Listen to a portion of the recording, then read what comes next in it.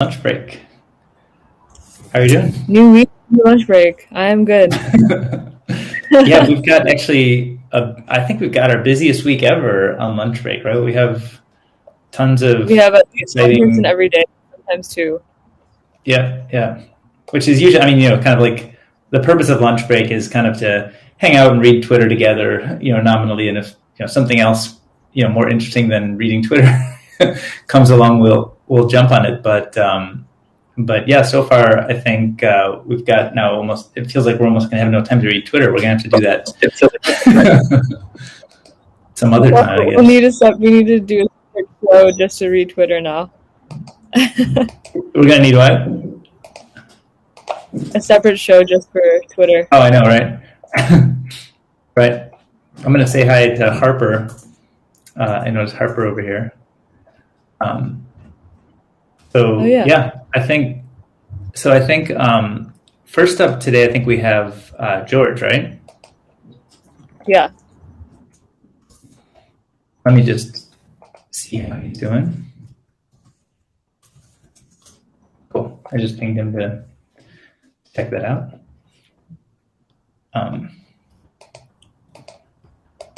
And did we talk to George about? You've met George plenty through our sessions, right? Yeah, and I actually might meet up with him this week in Honolulu because he's here. It's super random. Did you tell me that, or he told me that? I don't know, but yeah. It'd be super fun to see him in person. Right. He's taller than it would suggest. I feel like that always happens. Highlighter. Meeting internet people in real life. You're like, whoa. We're actually, no, I don't. George. I know George. He's not shockingly tall overall, like some people that we've met recently, but he is going to appear taller than he appears on his video stream. Yeah, it's more a comment on his video stream than his height. Yeah. Yeah. And I'm trying to remember. Was he going to? I think he was going to weigh in on an article, right? Yeah, the Great Amazon Flipathon. Have you read this one yet? Oh no, I haven't. Do you want to link it? Okay, so yeah, this is the thing. It's a New York Times article, and George has worked in commerce for a while and has been thinking about different ways that commerce is evolving, and kind of deep in the Shopify ecosystem and learning about that. And so he shared this one with me the other day. Oh, here he is. Hey, George. Hey, DK. Hey, what's going on? What's up, guys? Yeah. Hello. Dude, I like this. This is like George. Like you look like a pro now. You're centered right in the frame. After a lot of practice, I'm starting to go in the right direction. Yeah. Whereas a little bit different from this, huh? Right. Okay. You can show up however you want, but I'm just for the audience sake. The highlights look better when your face is in the middle. But how are you guys? So I was just good. I was just sharing the Great Amazon Flipathon link with Mishti and anybody else who's checking it out. I haven't read through the whole thing yet, but I just wanted to at least tee that up so that we can get into it. But we don't have to dive right in. We can first talk about Hawaii. How's Hawaii? Hawaii's good, man. If you take a look, I'm still in my Hawaii beach-esque kind of shirt. Is that flamingos? Yeah, flamingos. That's great. My wife and I were in Boston for I don't even know how long, 6 to 9 months. So during that time, we lost a lot of skin color, became very, very extremely pale. So I'm glad to start working a little bit of pigment back into our daily lives as well. But yeah, Hawaii's great. I'm sure Mishti has a lot of pleasant memories from hanging out in Hawaii and working out of Hawaii as well. But It's amazing to be able to just walk around and see the sun and go to the beach and go hiking on the weekends as well. Totally. And what's your plan? Are you going to be there for like weeks, months, years, life? Forever. No. So our original plan was to fly back on March 29th. So exactly 1 week from today. But we might extend that by 2 weeks or so. So maybe like mid-April. But I've also everyone I know has extended their stay, including myself. No one stays just as long as they say in the beginning. Just extend it a little bit. I've heard some people essentially a little bit. Be a little bit, like 9 months later. That might be me. How long have you been in Hawaii, Mishti? I came here at the beginning of February. So almost 2 months. Almost 2 months. We still have to meet up in person, do our walk, maybe in the evenings or so this week if you're down. But it'll be good to see you in person after a long time of just hanging out on Zoom and on Highlighter. I know, do I even exist? We don't know yet. You could be an AI, digitally generated AI. I'm not 100% sure about that. That's the actual technology behind AIs. This video chat stuff is just a front for the AI that we're actually building behind the scenes.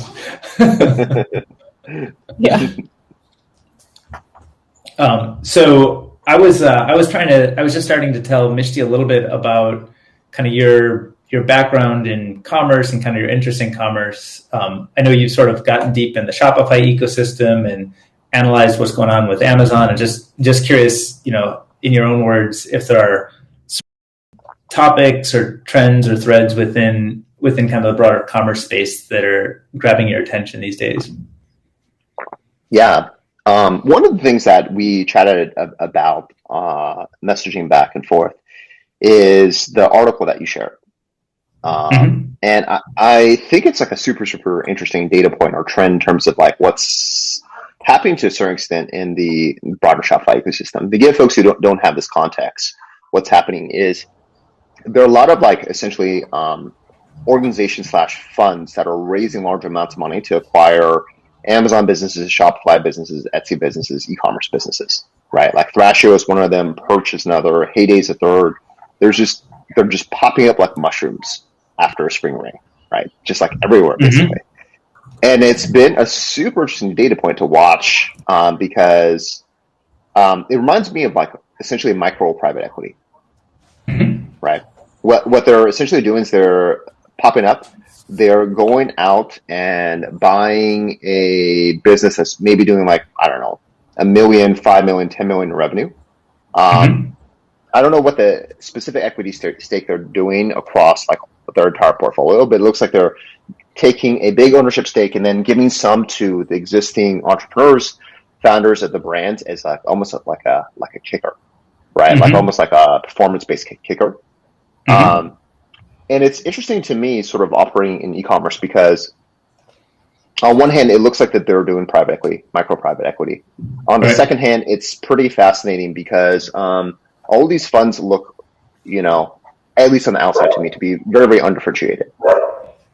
Right. They appear to be undifferentiated. Undifferentiated. And is that from their ability to buy and execute something unique, or from the LP perspective, or from both sides? From all perspectives. So, I don't know if you get that much of a competitive edge when thinking about building one of these aggregators from an LP side. You could, right? You could have relationship-based or expertise-based LPs. On the second hand, it's fascinating because they all say they do the same thing, which is hey, we will do economies of scale across multiple different folks. We will help you do growth better. We will do some financial engineering, right? A lot of these sort of aggregator funds are raising debt. We will help you with better product work, better design. That's very, very generic if you think about it, right? So this is like leading to the conversation that we were having on this weekend when messaging back and forth, DK, which is like, it feels like essentially a different way of doing micro private equity, micro LBOs that's popping up around the e-commerce ecosystem. Mm-hmm. It seems like there's a lot of money happening, like flowing into the space. It's unclear what their differentiation is. It might lead to a ecosystem very similar to the way private equity works, not in the micro world. So like the same private equity work that Blackstone or TPG or other funds do. How does differentiation really look at the kind of the larger scale LBOs or kind of other types of PE? Is there substantial differentiation, or is it more the story plays well, but just the volume itself is its form of differentiation? Or do you have any insight into sort of how that part of the market works? Yeah, so I actually worked in the hedge fund branch, but like I worked at TPG before, which is like a big private equity firm that also does hedge fund investments, other types of investments. Mm-hmm. A big differentiation for large private equity firms is relationships, right? If I'm trying to take Ford private or like any other big company, it's my relationship with the Ford CEO and the board of directors that enables me to essentially take them private. Yep. Right. And I think that's what's going to happen to a certain extent with these aggregators. They're going to have to differentiate. One big aspect that they're going to have to try to differentiate and get an edge on is on sourcing. Right.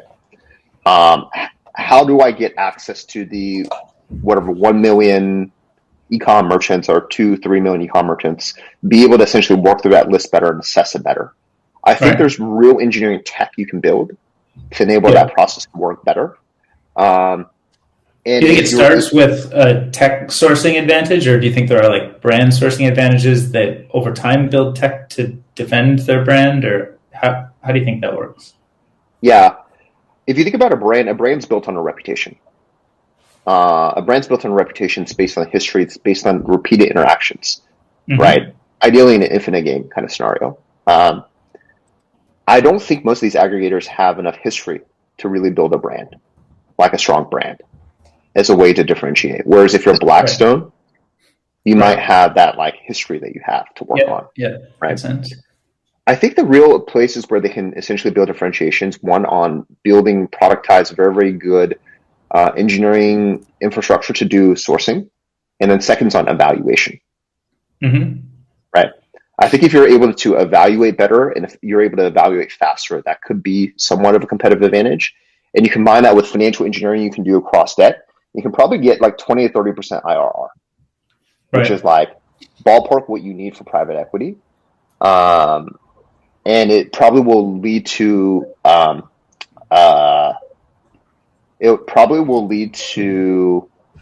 similar to private equity returns if you can get all of those different aspects correct. Right. Presumably, there's a bunch of reasons that this hasn't been done yet. And so one that comes to mind is that when you're working at subscale, it impacts like the ability to deploy, like the amounts of capital that can be deployed against the opportunities and the management fees and structures around that can go towards building technology. So is there something that has changed recently that may enable this stuff to happen? Or is it just that all of these, these kind of independent commerce kind of sites just didn't exist and the aggregation opportunity is just, kind of what's new?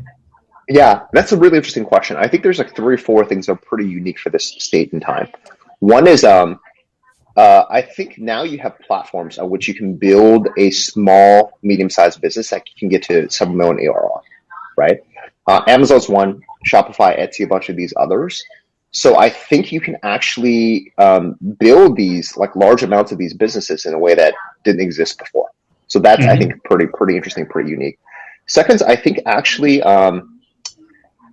we're in a pretty unique e-commerce environment that allows for some arbitrage to happen, right? So for example, one thing I think a lot about is that Amazon has a lot of traffic. If you have a really great brand on Amazon and you are able to build a successful business with a lot of organic traffic coming on Amazon, and you're able to port that traffic to your own Shopify store or Etsy store, you can actually use Amazon as a growth hack to another platform where you don't have to pay the Amazon tax and commission fees, Mm-hmm. right? So if you do this the right way, Amazon can almost be a source of like SEO, organic Mm-hmm. traffic, right? That's probably an arbitrage in terms of both a platform as well as like porting over traffic to a different site that didn't exist before, right? Mm-hmm. And that would then become a new destination site in your mind? Yes. Like you'd sort of do the aggregation and then that would aggregate into, buy.com or some new kind of purchasing hub. Yes. Or if you think about it, let's say that, there's like, you start off a business, DK Surfboards, right? Because we're still on the Hawaii theme. And you sell surfboards on Amazon and you have an amazing surfboard. And you sell a lot of surfboards on Amazon, you get a lot of organic traffic. You can actually, let's say that you're a Thrasher or an aggregator, you can take that organic traffic you get on Amazon, brand your products, create a merchant hub, redirect the DK Surfboard traffic that you get organically on Amazon to dksurfboards.com. Yep. And all of a sudden you have a separate organic destination where you can get a lot of sales done. And you don't have to do advertising on Facebook or Google. You don't have to do SEO. You're just routing traffic from Amazon. But because it's on your own Shopify site, you don't have to pay the 20-30% commissions you have to pay for Amazon in order to sell on their platform, right? So there are things like that are starting to evolve only because D2C brands are becoming bigger and bigger. There seems to be a hunger for these kinds of products. And also because with the growth in the Shopify, Etsy, etc. ecosystem, you have these independent sources of places you can put a site that can actually handle these transactions that didn't exist in a big way before.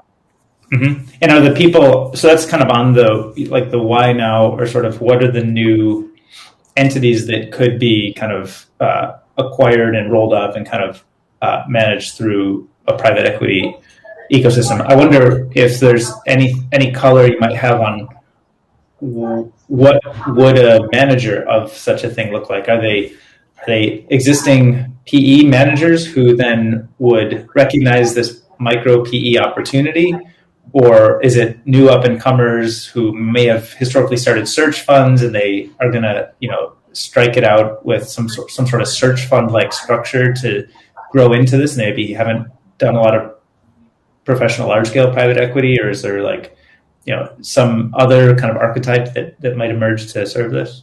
Yeah, great question.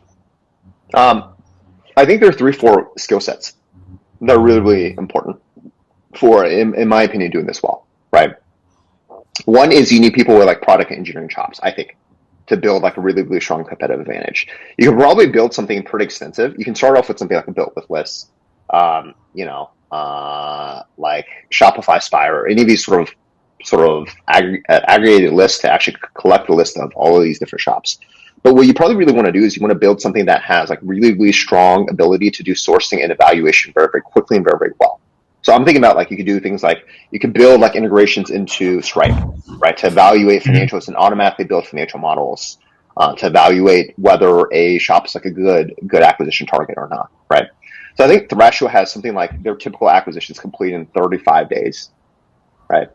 And I always thought that was an interesting number because my question has always been like, what would it look like to be able to complete an acquisition in 24 hours, right? I think technology could enable you to do that, do things like that. Maybe 24 hours, maybe stretching it, maybe 2 or 3 days.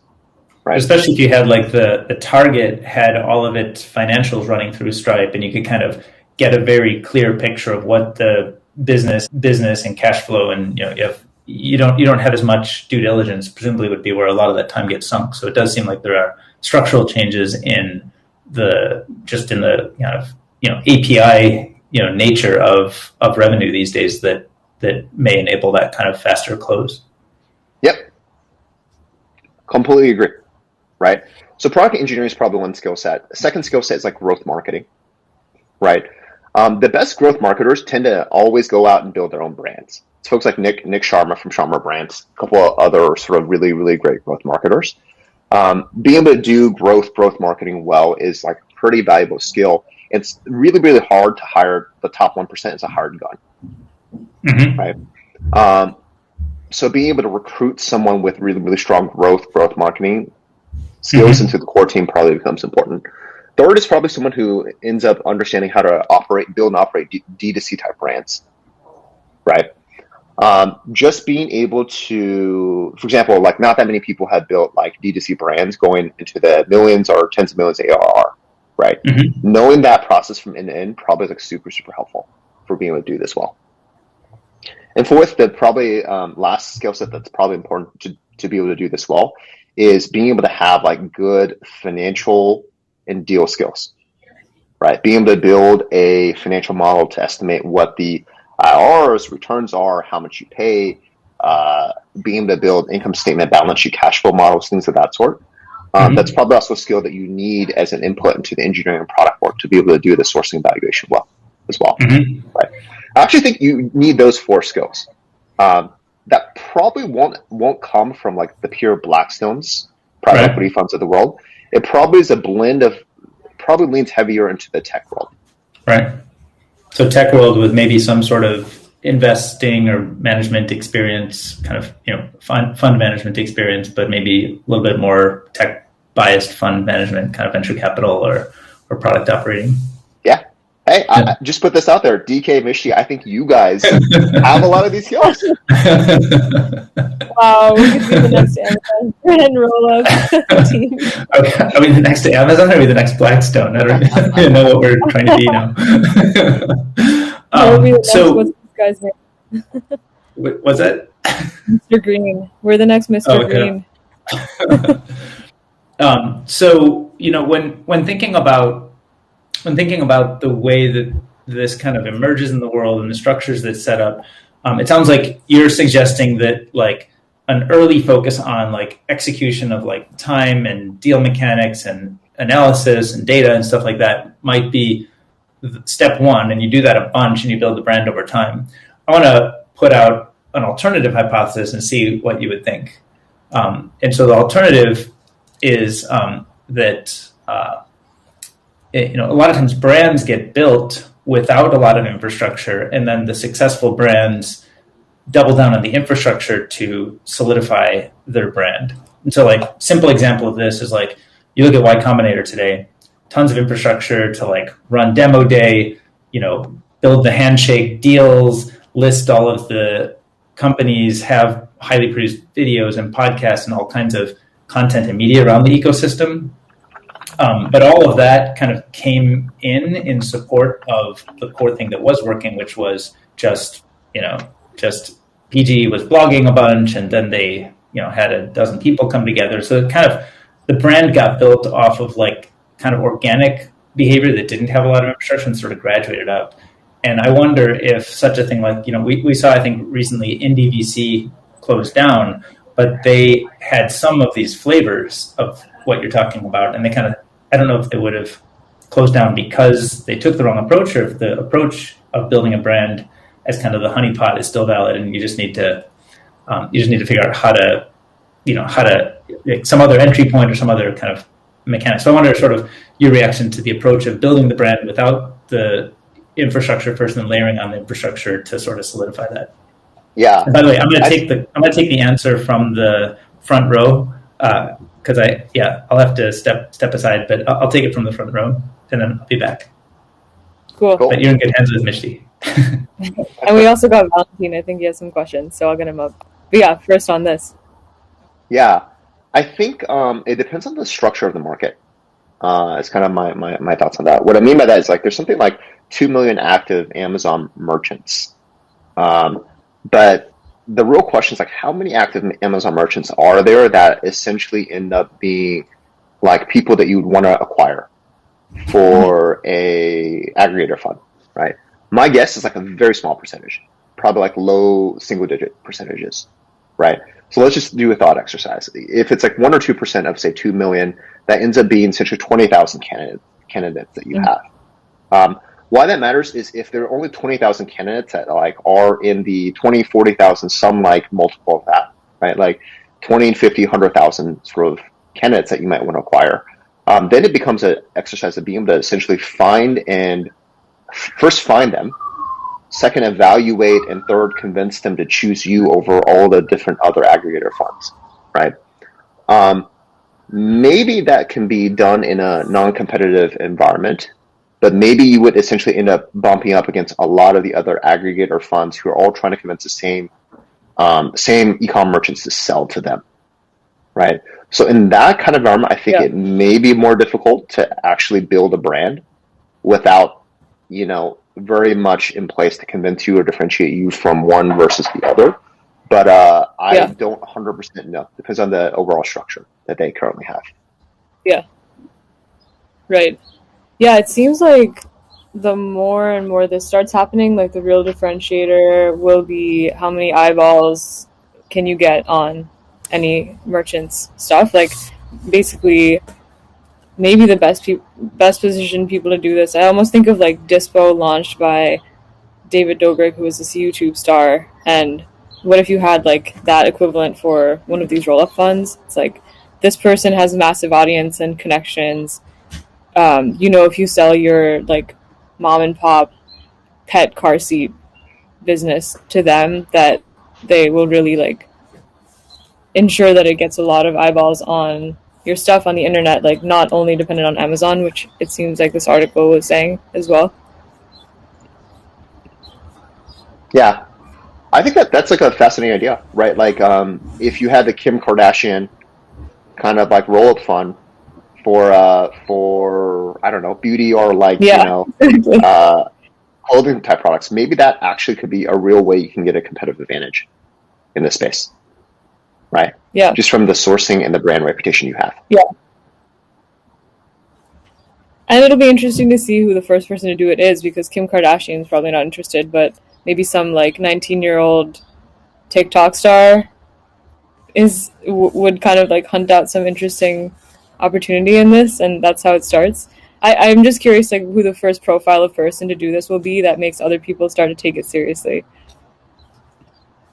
Yeah, my sense is that the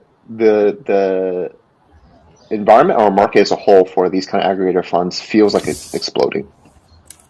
So it seems like, at least to me, that people are taking this seriously already, right?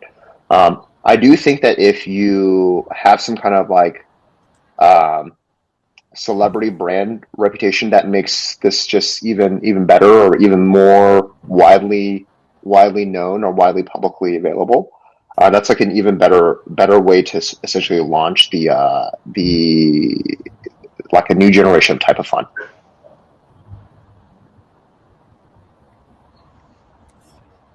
Yeah. And what kind of LPs do you think would like at first be really attracted to this kind of thing? I think like maybe LPs who are looking for a very different kind of risk profile than a VC risk profile, right? Because the old adage that essentially like the vast majority of like startups fail. So let's say like sub 5% or so end up succeeding. But for most of these kind of like aggregation companies, as well as for most private equity LPs, they probably are interested in a more consistent source of steady cash flow, right? So people are looking for steady 20% plus IRRs, right? So I imagine a certain allocation like, public university endowment funds, retirement funds, they probably all have a allocation that could work for this, just like they have an allocation that could work for private equity.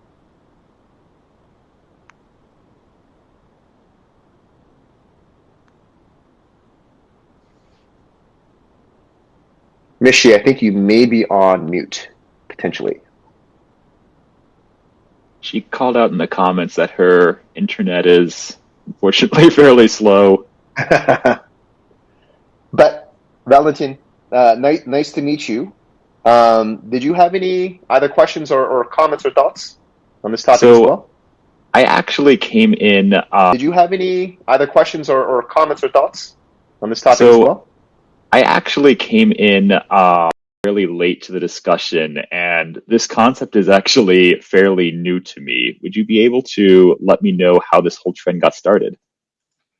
Yeah, I think the first player in this market might have been this company called Thrashio. And what they did is essentially they raised a bunch of money, and they went around, they acquired a bunch of e-commerce merchants, I think primarily on Amazon, right? let's say that you sell socks on Amazon and you do 5 million in revenue. What they essentially ended up doing is acquiring a bunch of these smaller e-commerce merchants, smaller, probably still doing several million in revenue, and aggregated them. And I think they're currently worth or valued at like $1 billion, or like in the billions. Thrasio is, right? Interesting. So they're one of the examples of like essentially aggregator funds that have just rolled up a bunch of small e-commerce businesses, aimed to improve them operationally and from a growth perspective. And in doing so, increase the amount of sales that they're doing, made them more efficient, made them more profitable, and have become like this kind of like micro private equity fund, private equity roll up across a bunch of different e-commerce aggregators or a bunch of e-commerce merchants. And this has been something that ended up gaining steam after they got more and more publicity, raised more and more money, to the point right now where there's probably, at least from what I'm aware of, probably like 10 plus funds all trying to do the same thing. And this came out of at least a conversation that DK, Mishti, and I were having over the weekend in terms of like, does this make sense? Is this sustainable? What is the long-term future for models like this going forward?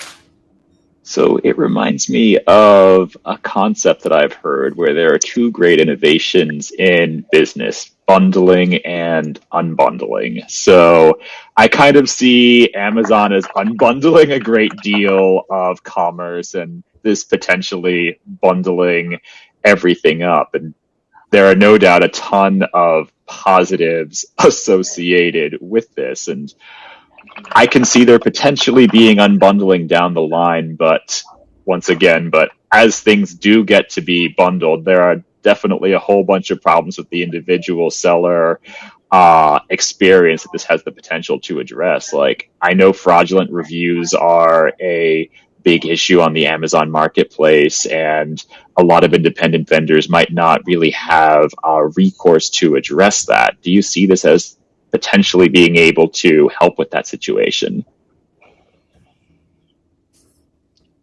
Potentially. I think what will end up happening is if aggregators end up becoming a bigger and bigger part of the e-commerce ecosystem on Amazon, Shopify, Etsy, whatnot, I think what you'll probably see is you'll see like increasingly professionalization, right? That means that both in terms of quality control of the products, of the reviews, of like rooting out like bad practices. And I think that probably with this professionalization, even though there will probably be some growth hacking and other like tactics they spread across their whole entire portfolio, it probably will end up being net like a more positive thing for the customer experience. And I think the platforms themselves, like Amazon, Etsy, and Shopify, will probably do some of policing of bad behavior that they could otherwise do to try to gain a competitive advantage over smaller e-commerce merchants who don't know their playbook as much, right? Now, a question that comes to mind also is, do you believe that... You're still there, Joe. We lost you for a second. Yeah. As enough small merchants get aggregated, it's pretty likely that they will form their own brand and be dependent from the Amazon, or whatever other marketplaces they might be selling to. So do you think that Amazon might have incentive to disencourage this type of activity? I think if it ever becomes something where it becomes a platform risk, probably and these there is something off with your audio. We can't quite hear you. Oh, what about now? Can you hear me? Oh, I think, yeah, I can hear you now. Okay. Still no. Oh, it's all good on my end. I think, Valentine, you cut out for me. Or maybe it's on my end. I can't hear either of you. Yeah, the internet you two hear each other? Flipping between us. Yeah, you can try refreshing and if you want. I think it might be your connection. But, George, what were you saying to that? Yeah, I think if it ever becomes a platform risk,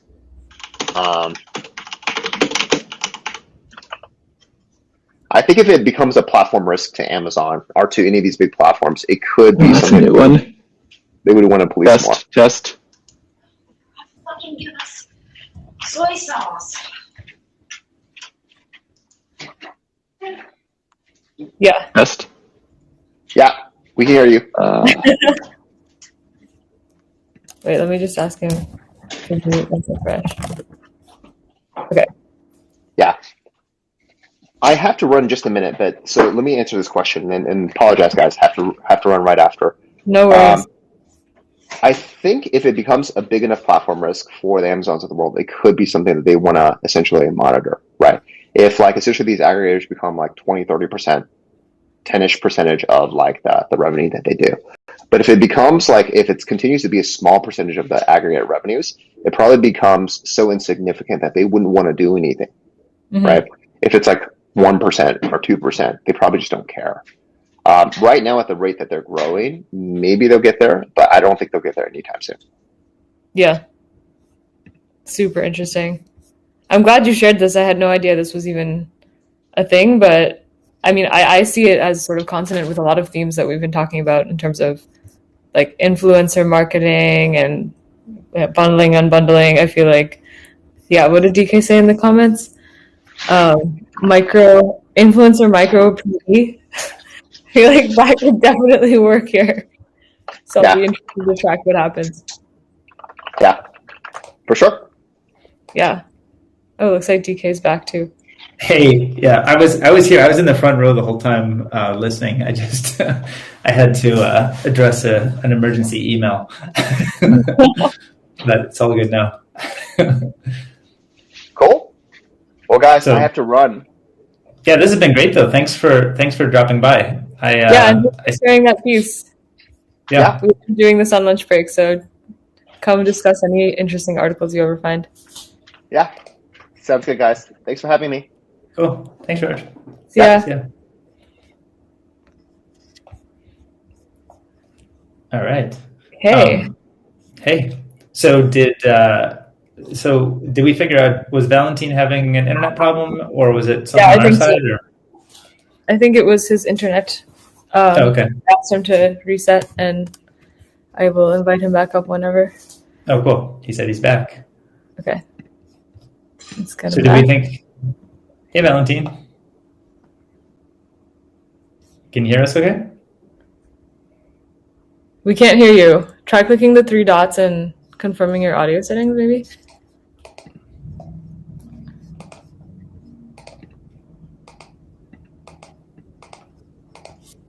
Can you hear me now? Yeah. Okay, awesome. Yeah, everything good? Yeah, everything good. Was there a problem on our side? Did it... Yeah, for some reason the audio just blanked out at me while George was saying something, so refreshing, I guess, fixed it. Oh, no. And I see Jen saying, hi, Valentine, we can see you talking, which kind of Oh, wait, suggests Jen, that can you she not hear me? is not able to hear you, but I can hear you. Mishti, you can hear Valentine okay? I think it's because maybe RTMP is a bit delayed, so maybe that was before you fixed his audio. But we can see. Right. Yeah, good point.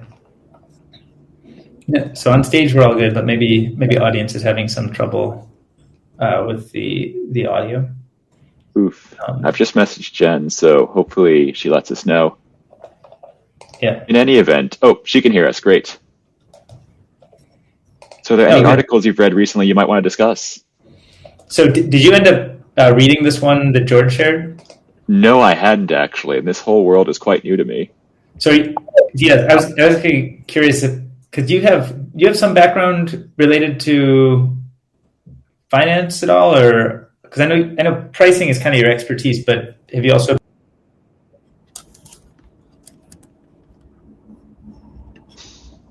Excuse me, allergies.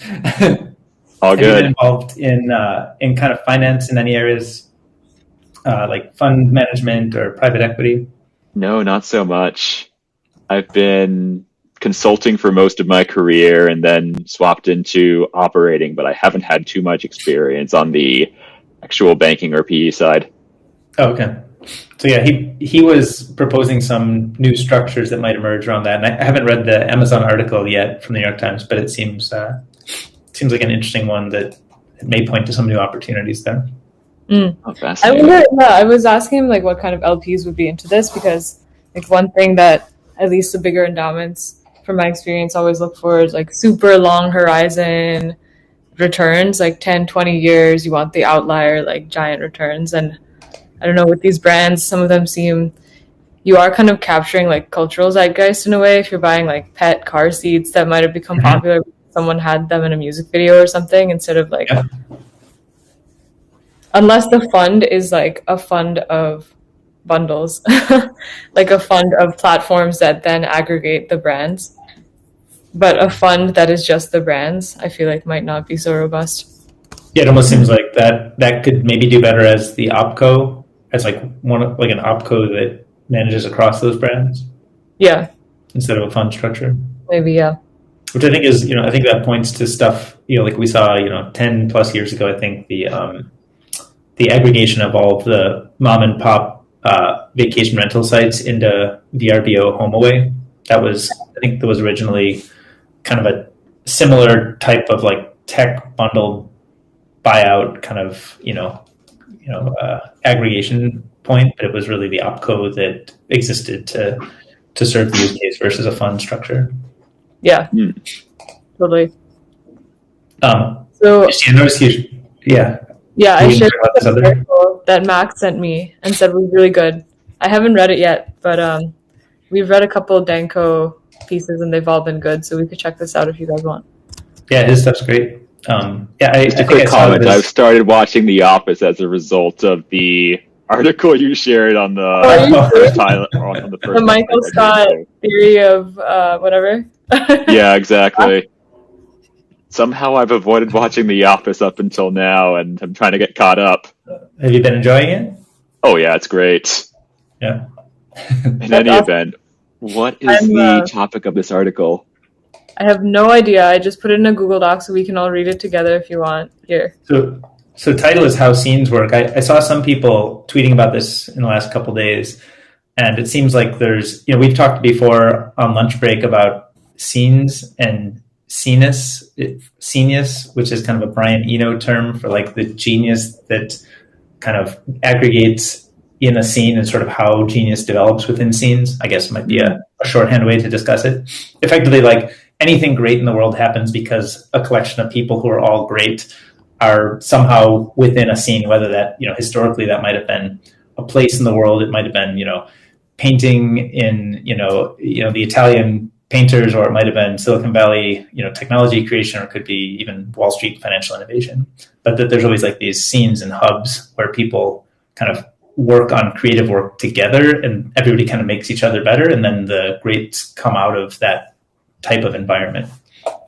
I'm particularly interested in this because I think the concept of scenes being very place dependent, I think is, not going to necessarily entirely disappear, but place is a less important feature of scenes, I would guess, than, in the next 20 years than it was in the past 20 or 40. And so I'm interested in like what kinds of scenes will emerge. Like there are scenes today that emerge on, Slack communities, like private Slacks or closed WhatsApp groups or Telegrams.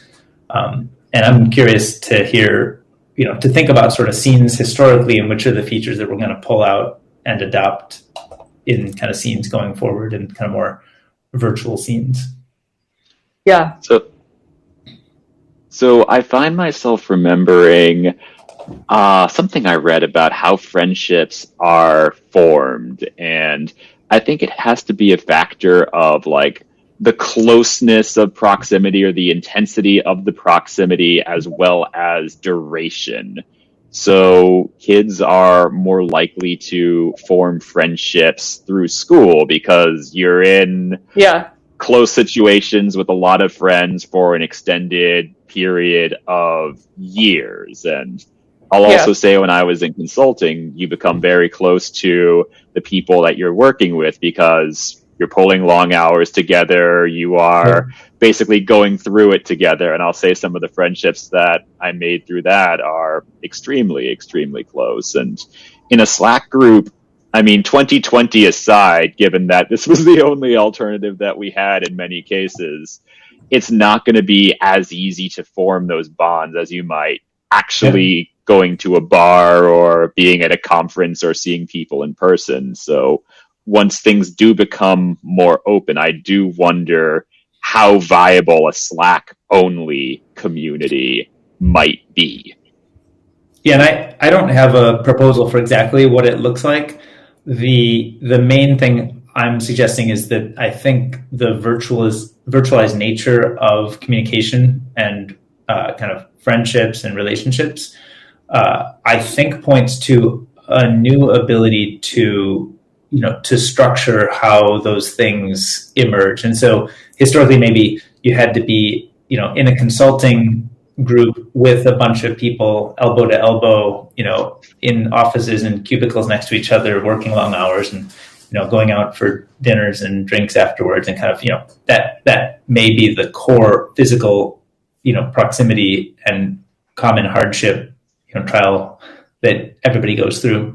And I think there's value to that, but I think there's another thing, which is the nature of online chat means you can actually have broader sets of kind of connections that would be candidates to form a scene. So you almost get to do more experimentation before a scene, or before those hardships, those relationships that you're going to go through the hardships with form. You kind of discover them through a lower stakes assembly versus you have to actually, commit to taking a career, move in a new position. So I think there's lighter weight ways to establish, kind of an experimental, call it the petri dish. And I think there's just more people in the world who probably have ways to connect that would be excluded if place were so, like a first order requirement. And so there might actually be lots of genius in the world that is inaccessible to the specific locations. But once you abstract away the location, then more genius can aggregate around new scenes. And it's not to say they shouldn't ever also meet in person. I'm a fan of, people meeting in person. I, look forward to times that we get to spend more time with people. But I just think that there's probably, I would just suggest it probably looks different. Not that the old stuff doesn't matter, but that there's new tools and habits and processes. And so I'm curious, what will those look like? Yeah, I think of people coming to New York or Hollywood or Silicon Valley in the earlier days before we had so much communication potential, because you want to be with other people who are in a similar career or share your interests, whatever they might be. And having tools like Slack, having the internet, it enables communities to form around more niche topics than might otherwise be possible, even in the most cosmopolitan of cities. So I think there's definitely potential for the two to complement each other. I think an ideal situation might be a hybrid community where you have a substantial online component where you're able to get people who are in a wide array of places and local meetups around a particular topic where there is enough people that are able to sustain that. Right. And I mean, I think a great example of this is, I think, obvious to all of us on stage, is Renaissance Collective, because it has been a thread that has sort of helped us all connect in kind of a hub. And we have had in-person, burritos on the beach, or, burritos in the Mission, and sort of, we have had in-person interactions, but the ability to be there, elbow to elbow every day, we have not had, but we do have the ability to collaborate in a similar, with similar intensity, I'd say, because the internet and sort of Renaissance Collective acts as a hub on the internet that helps, a certain set of people kind of aggregate around common interest, common, shared experience historically, or create new shared context in a virtual environment, so that when you do actually get to hang out, you have tons and tons of context that you might not have if you were exclusively kind of a virtual community. So yeah, I agree. I think hybrid is the future for, the best stuff will end up having aspects of each, I guess. Yeah, to me, the interesting thing actually is also these quotes that I'm pasting from this doc. He talks a lot about these two concepts being really important in a scene. One is that you need kind of aspirational energy. I need to be able to see who the influential people in this scene are and want to be like them, and also know that I can be like them, but not so structured that it's really feels like zero sum or super like sharp elbows. And the other thing he's talking about is like in terms of the floor plan of a physical scene, you have like the main stage where a performer might be performing, and then you have the bar in the back where people are just milling around and hanging out. So how can you have both kind of like high and low stakes interactions simultaneously, so people can sort of like get to know the scene a little bit, then think like, oh, this is legit, this is totally my vibe, I want to be the people on stage, and kind of like work themselves into that. That I feel like is actually kind of an interesting challenge for online communities, especially ones that are, it's maybe just a Discord channel or something, but sometimes when you just have a list of names on a screen, it's more difficult to see, unless someone is like badged as a moderator or whatever, but like a little more difficult to see the people who have esteem and like kind of the ways in which they've been rewarded that. Whereas in the bar, you have like, oh, this is the artist whose art's always on the walls, and then there are the musicians who are performing, and there might be like, I don't know, like the scientist clique that shows up. You can have like different kinds of esteem together in the same physical scene place. Right. I wonder how much of the scene nature of things has, I think in the physical space, it has to be in a space, right? It's in your consulting office. And so there's a physicality to it. There's a location, there's a constraint that must be satisfied to like all kind of work in that same office together. And I think, you imagine the internet, everything is like super porous and aggregated anywhere. And you could create, kind of virtual hubs where people, kind of aggregate, and that, Slack community might be one. But then there's also, online we can do something different, which is like we can have some types of scenes emerge without being so firmly established. And I think, like a great example of this might be something like a hashtag. So to be like involved in a hashtag, on Twitter or TikTok doesn't take, there's no entry criteria, there's no admissions. It's not a physical place. It's certainly not a physical place, but it's not even a virtual space, really. It's just an expression that binds people. And there's kind of the expression to bind, and then there's the virtual place. And I wonder how much of scenes today are actually like the expressions that bind people versus, how much are going to be these virtual spaces. So like sea shanty TikTok is a little bit of a scene, right? And you can participate even if you are not, explicitly welcomed in by, the original creator of that scene. But I wonder like how much of our future scenes are going to be more virtual spaces versus aggregations of like expression.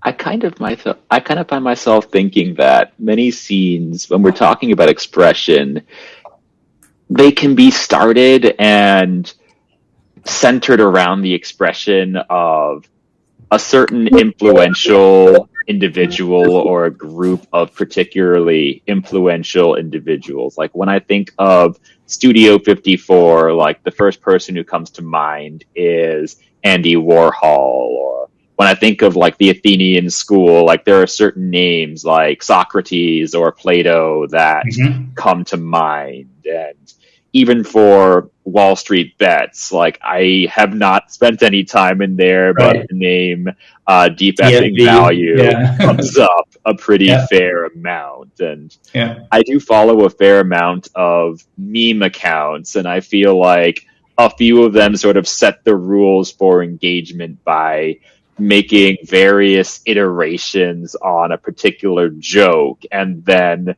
that just becomes part of the lore.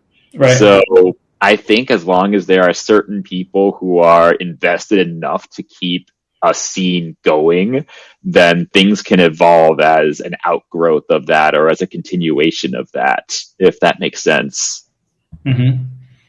So would you look for more kind of change to come from scenes that are sort of, kind of, I guess, let's say, organically expressed versus explicitly expressed?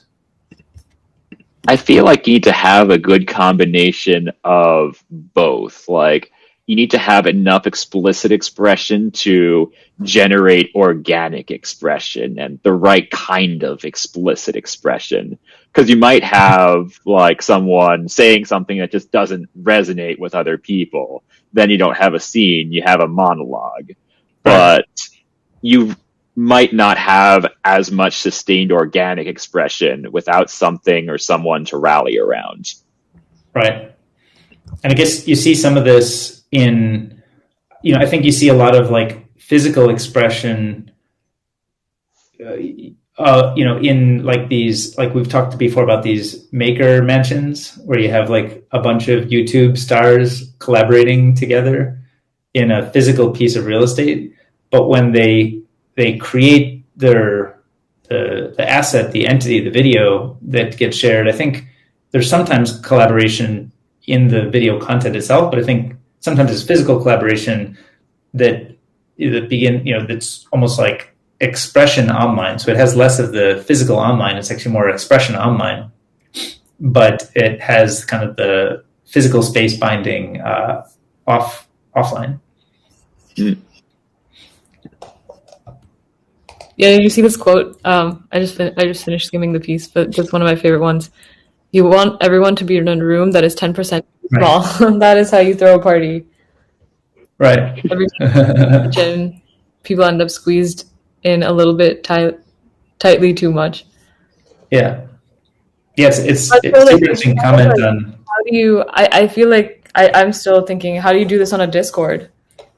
Like, if you have 100 channels? Is it just, I don't know, I guess you put extra energy into making one channel the most exciting place. It's just like a little less straightforward how you orchestrate what the kitchen is. Yeah, it's a great point. I wonder if on Discord it's, if you can use other elements to create the 10% too small feel. Like one I could imagine, actually I was involved in a Slack where there was an AMA hosted recently. And the nature of an AMA is that it has kind of a start time and an end time. And that time restriction kind of, it makes too many people and too many ideas feel tight. You can't get to everything. And so there's you can manufacture a space to be 10% too small if you make it 10% too small in time instead of in space. Like that may be one of the ways that we can do this virtually and still accomplish some of that same feel that the 10% too small kitchen idea gets at. Yeah. Oh, looks like Vaughn joined us. Vaughn, you there? Yes, I am. Oh, see if this works. I think it does. Well, very cool. Yeah. That's awesome. I feel like you would have a lot of thoughts on this topic, actually. I don't know if you heard what we were talking about, but this about the concept of like scenius and scenes, the constructions of scenes over time. And we were sort of talking about some of the physical kind of the ways people have thought about the physical floor plan of a bar, or like when you're at a party, the kitchen ends up being the space where people are kind of squeezed really tightly, and that ends up having the most energy. Like how do you recreate that if your community is completely online? Like what's the floor plan of an online community? Yeah, no, for sure. It's like I ended up thinking about this a lot because I also help program conferences. It feels like one of the things that you need in order to make it work like that is this idea that not everything is sort of planned in advance, right? So the reason why the kitchen or the really small room becomes like a cool place to hang out is because that's the place where you go and things kind of accidentally happen, but you're close enough to everything else in there that there's a limited set of things that can happen. So I kind of think that what you need to do is you need to make it possible for people to miss stuff so that the stuff that they doesn't miss, that they don't miss, feels special. Ooh, that's cool. Yeah. Reminds me of the unconference that DK mentioned a little bit ago. Yeah. what was it? It was totally unplanned. You come together. I mean, surely you're gonna miss stuff because you can only be in one room at a time. But you sort of have to like pick your place and create what happens there, like in the moment. Yeah, and there's certainly other parallel tracks going that you're gonna miss, and you hope people could summarize or recap some of it, but you're just not going to be like there. It's going to be kind of secondhand. Yeah, totally. There was a conference. There's a conference called MAD, which I think maybe the series has ended, but they've turned it into a school. But I helped them do one of the sessions, and one of the weird sort of counterintuitive things that I kind of forced them to do was to make it not a single track event where everyone could attend every single session, but to turn it into something that was partly like an unconference where there was no way you could go to everything because there were multiple things happening at the same time. And so it creates that feeling that where you are is special because that happens to be where you are. And there's a real chance that you are having an experience that no other set of people will be having at the same time as you are. Right. Yeah. Does that happen more in the case of this MAD conference? I shared madfeed.co. Is that the conference you're on? Okay. Yeah. So is it a mix? You mentioned like there's some unstructured. Is it a mix of unstructured and structured? And does that kind of organic scene nature work better in one or the other? Yeah, it was kind of a mix. They've sort of done a mix for, I think, maybe the last 2 or 3 of them, starting with the one that I helped them to design. Initially, it was a single track conference, like very traditional, like big names standing on stage, saying something for 15 or 20 minutes. And then they've kind of moved away from that a little bit, partly to give more people the opportunity to say things rather than only letting people who are already famous share their thoughts. But I kind of feel like the real serendipity, I mean, almost definitionally, if it's a big name with ideas that are known to be big, the ideas will not be, I mean, the ideas are very rarely revolutionary by the time they become really, really big and popular, right?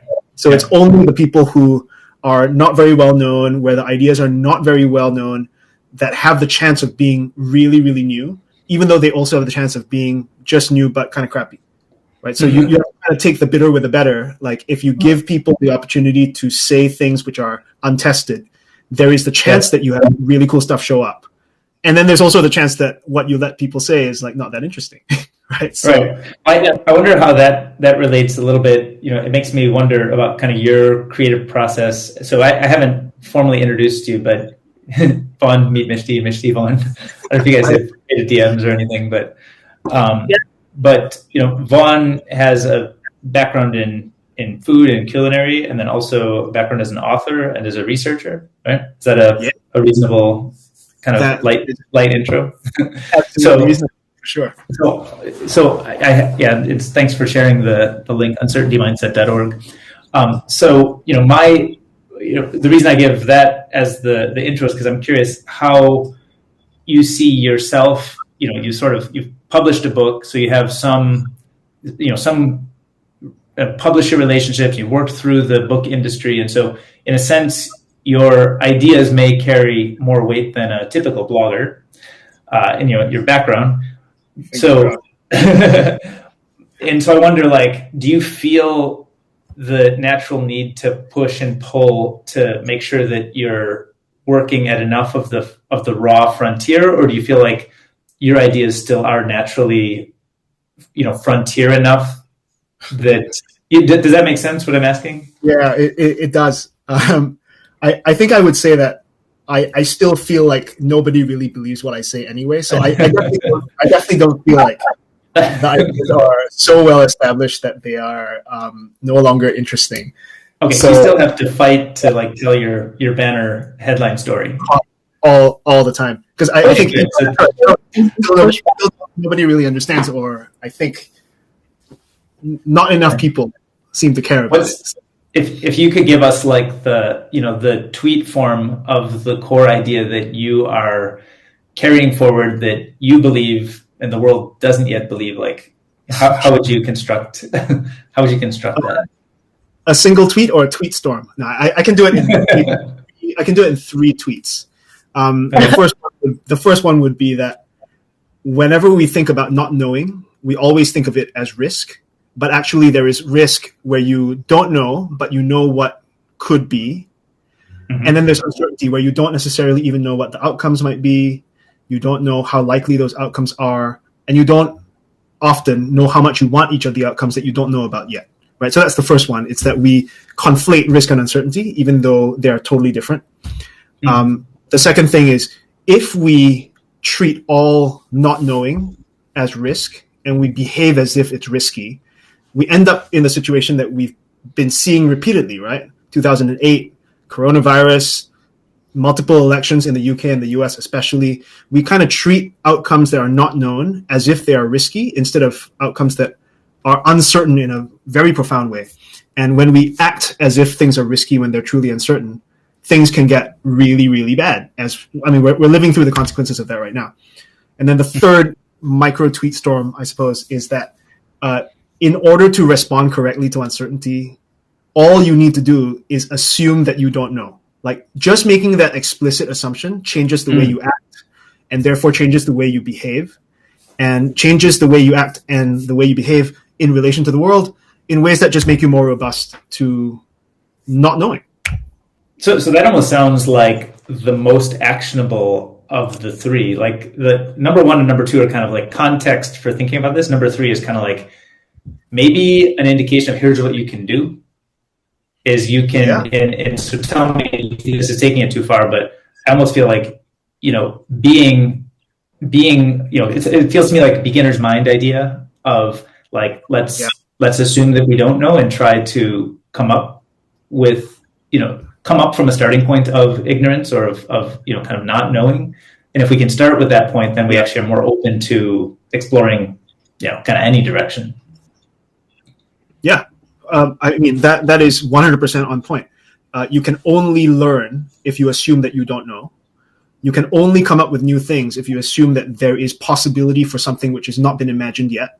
So learning, adaptation, innovation, creativity, all of the things that we say we care about a lot, they don't just sort of happen in the context of uncertainty. They happen because we don't know what the future is yet, right? Right. So absolutely. I think beginner mind is a good analog to it, because when you have beginner mind, you are open to all sorts of things that aren't yet part of your assumption set, and often that you discover some really interesting stuff. Right. And do you feel like there are when thinking about sort of risk and uncertainty, and I like the fact that you're making it clear to us as listeners or readers that we should really be specific about how different these things are.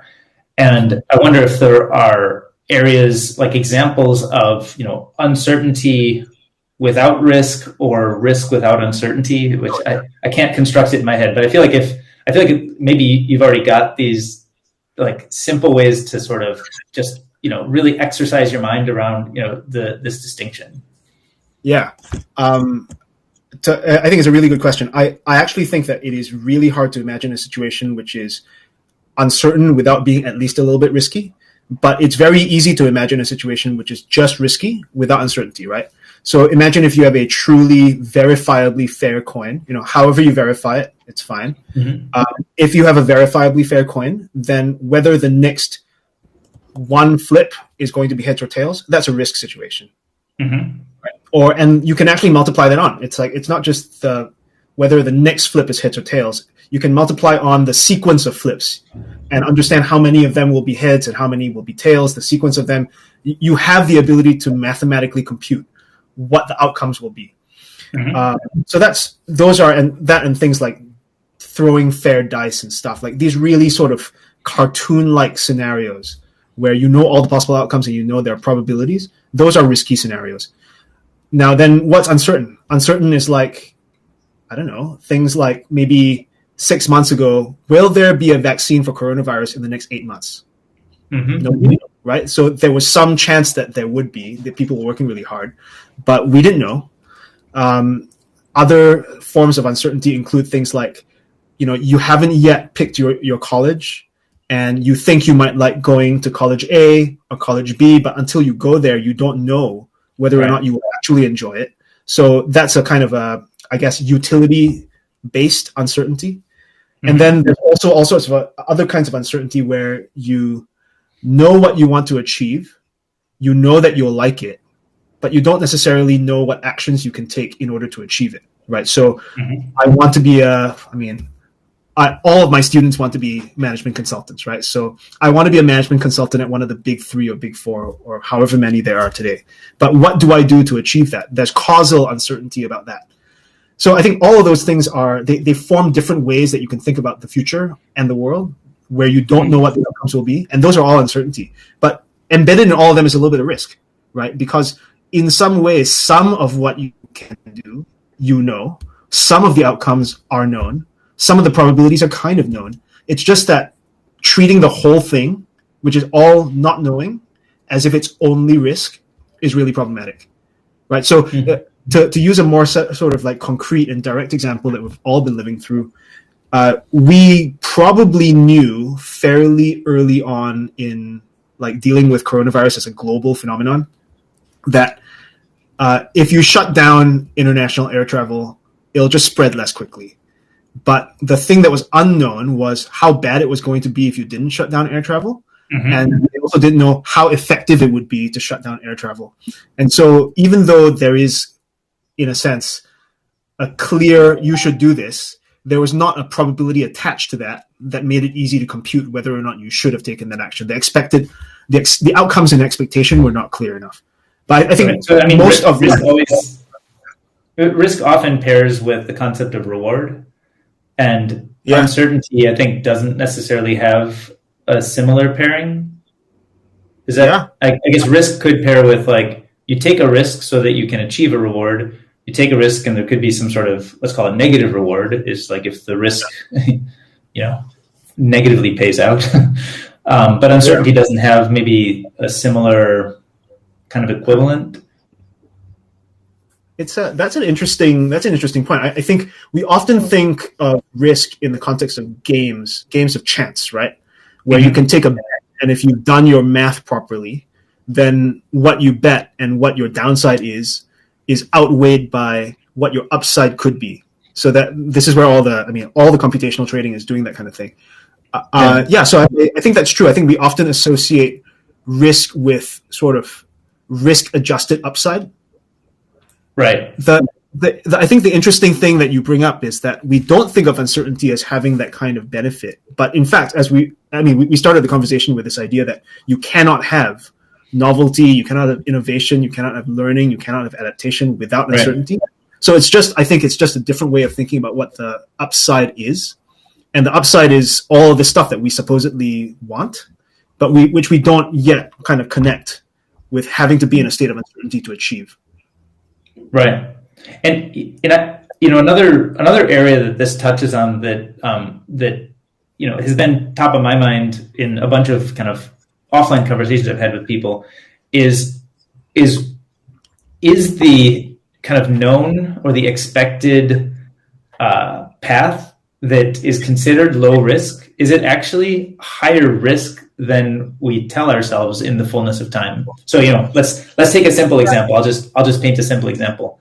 All these people who want to be management consultants, that is probably a high prestige, relatively low risk type of career, and they could end up being very successful at it. But it's a low volatility career, let's say, compared to, let's say somebody's going to go off and start a Substack or start a YouTube channel, and they could either be wildly successful or could crash and burn. So when you think about, I think risk is there's a certain thing that I've not been able to quite put my finger on, but I've been trying to kind of in offline conversations is how do you actually recognize that sometimes the low volatility is actually riskier over a long time period? Does that make sense? No, it totally does. I'm actually, because I think I know a little bit from having done a bit of Google stalking. I know that both of you have had similar sort of, I don't know if you'd call it an epiphany, but something like an epiphany of similar dimensions, right? So I'd be very curious about your thoughts about this. But before I ask you that, I have a question. Have you ever run across a book called Working Identity by Erminia Ibarra? I haven't, no. So it's a really, really cool book because it actually is a book that illustrates in, if you are still in that situation, gut-wrenching detail, exactly, David, what you were talking about, right? The hidden downsides of what appears to be a low volatility career path can actually be sort of being stuck in a life that you realize very early on you don't want and does not self-identify, but which has its own sort of momentum that carries you along with it in a way that prevents you from stepping away. So this book is a bunch of interviews with people who have spent decades becoming professionally very successful. And cool. because as they become more and more professionally successful in jobs that they hate, which are hollowing them out from the inside, it becomes harder and harder for them to step away, right? And that, I think that's one of, it's not the only aspect of how these kinds of things that look very unrisky are actually, I mean, I think risk is not the right way of putting it. It's like they seem like unrisky things, but they're actually damaging long term. And then, of course, yes, there's also bullshit jobs. But the thing is, you don't even have to have a true bullshit job the way David Graeber describes them in order to have this problem of going into a career or a life path that seems to be very safe, but actually is leading you into the deep, dark forest. You could actually be going down, I mean, you can be like the SVP at a major investment bank, as actually I think at least two of her case studies are. And that's not what I think people would conventionally think of as being a bullshit job. And still, by the time you're 45 or 50, you're like, you feel like it's too late to do anything else. And you feel like you've wasted your life. And that is the danger. It's not a risk. In fact, it's almost a certainty that that's going to happen. Right? It's not risky at all. Right.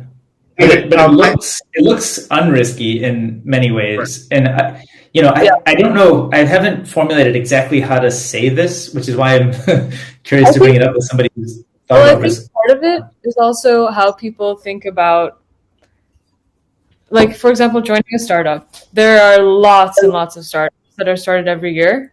If you look at that entire N and just pick like a random startup out of that, or think of like the average startup, joining that as opposed to joining McKinsey is probably actually like pretty risky. Like it probably will fail. You actually won't increase your people network or any of the like secret sauce that we're talking about being super valuable in the long term. If you don't have that, then it seems like it is risky. Like you should probably just join McKinsey or like do a quote unquote more traditional career. But maybe it's shifting people's, like, don't think about joining a startup as like join a random startup out of this ocean of options. It's really like you have to join the right startup and then compare that to joining McKinsey.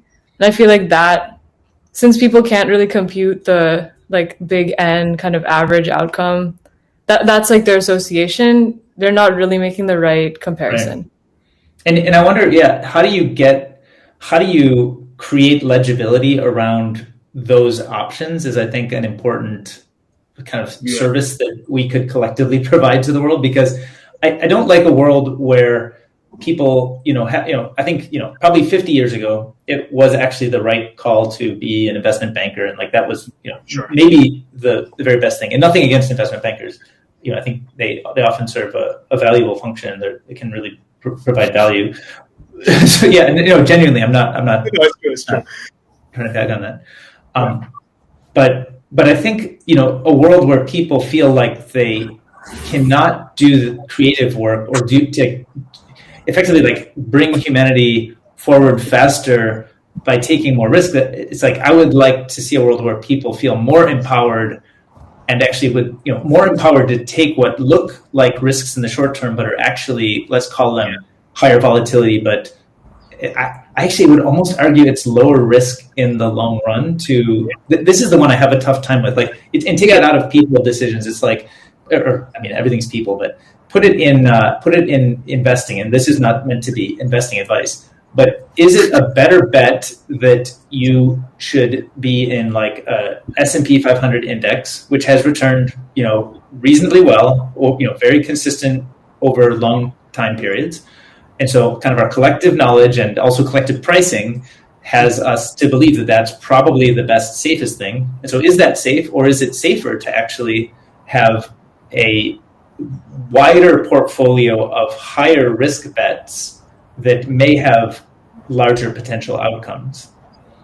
And I think we don't really common wisdom around, almost any financial advice is kind of, try to like capital preservation and beating inflation. And so S&P 500 looks like the obvious choice. And I'm not arguing it's not, but I'm just saying like there's portfolios of things that have high volatility, and even these things even exist in the public markets these days.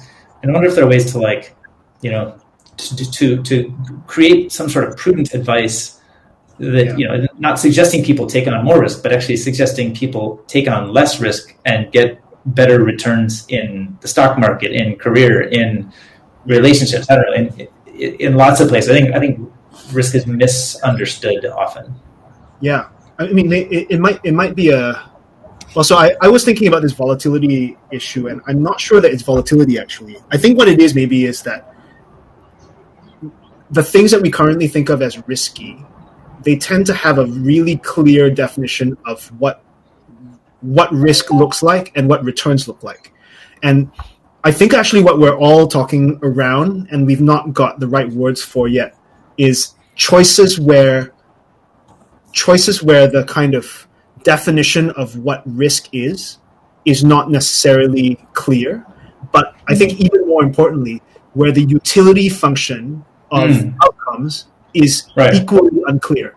And it can be unclear because you just don't know yet. There's information asymmetry between you and other people, like maybe in the public markets that would be a situation. Or it may be that there is time-based information asymmetry, right? Like the person that you are when you made a decision to be an investment banker when you were 21 is not the person that you will be at 45 with more life experience, more, all this other experience that allows you to kind of look back at your 21-year-old self and think, don't do that, you moron. Do the other thing.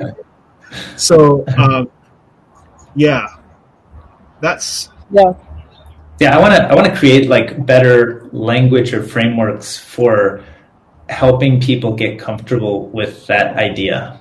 And I haven't heard it expressed in a way that I feel like, if I heard it expressed in the right way, I'd be able to take that expression and share it, and people would be like, aha, yes, I get it. Instead, we struggle with words and we're wrestling with this issue, and we don't have the kind of the tweet version of this. Yeah, no, for sure. I think one of the reasons is because we keep calling everything risk, right? We don't break it apart so that you can understand, like, this kind of risk you deal with this way, that kind of risk you deal with that way, this kind of thing which looks like risk isn't risk at all. Deal with it yet a third or fourth or fifth way.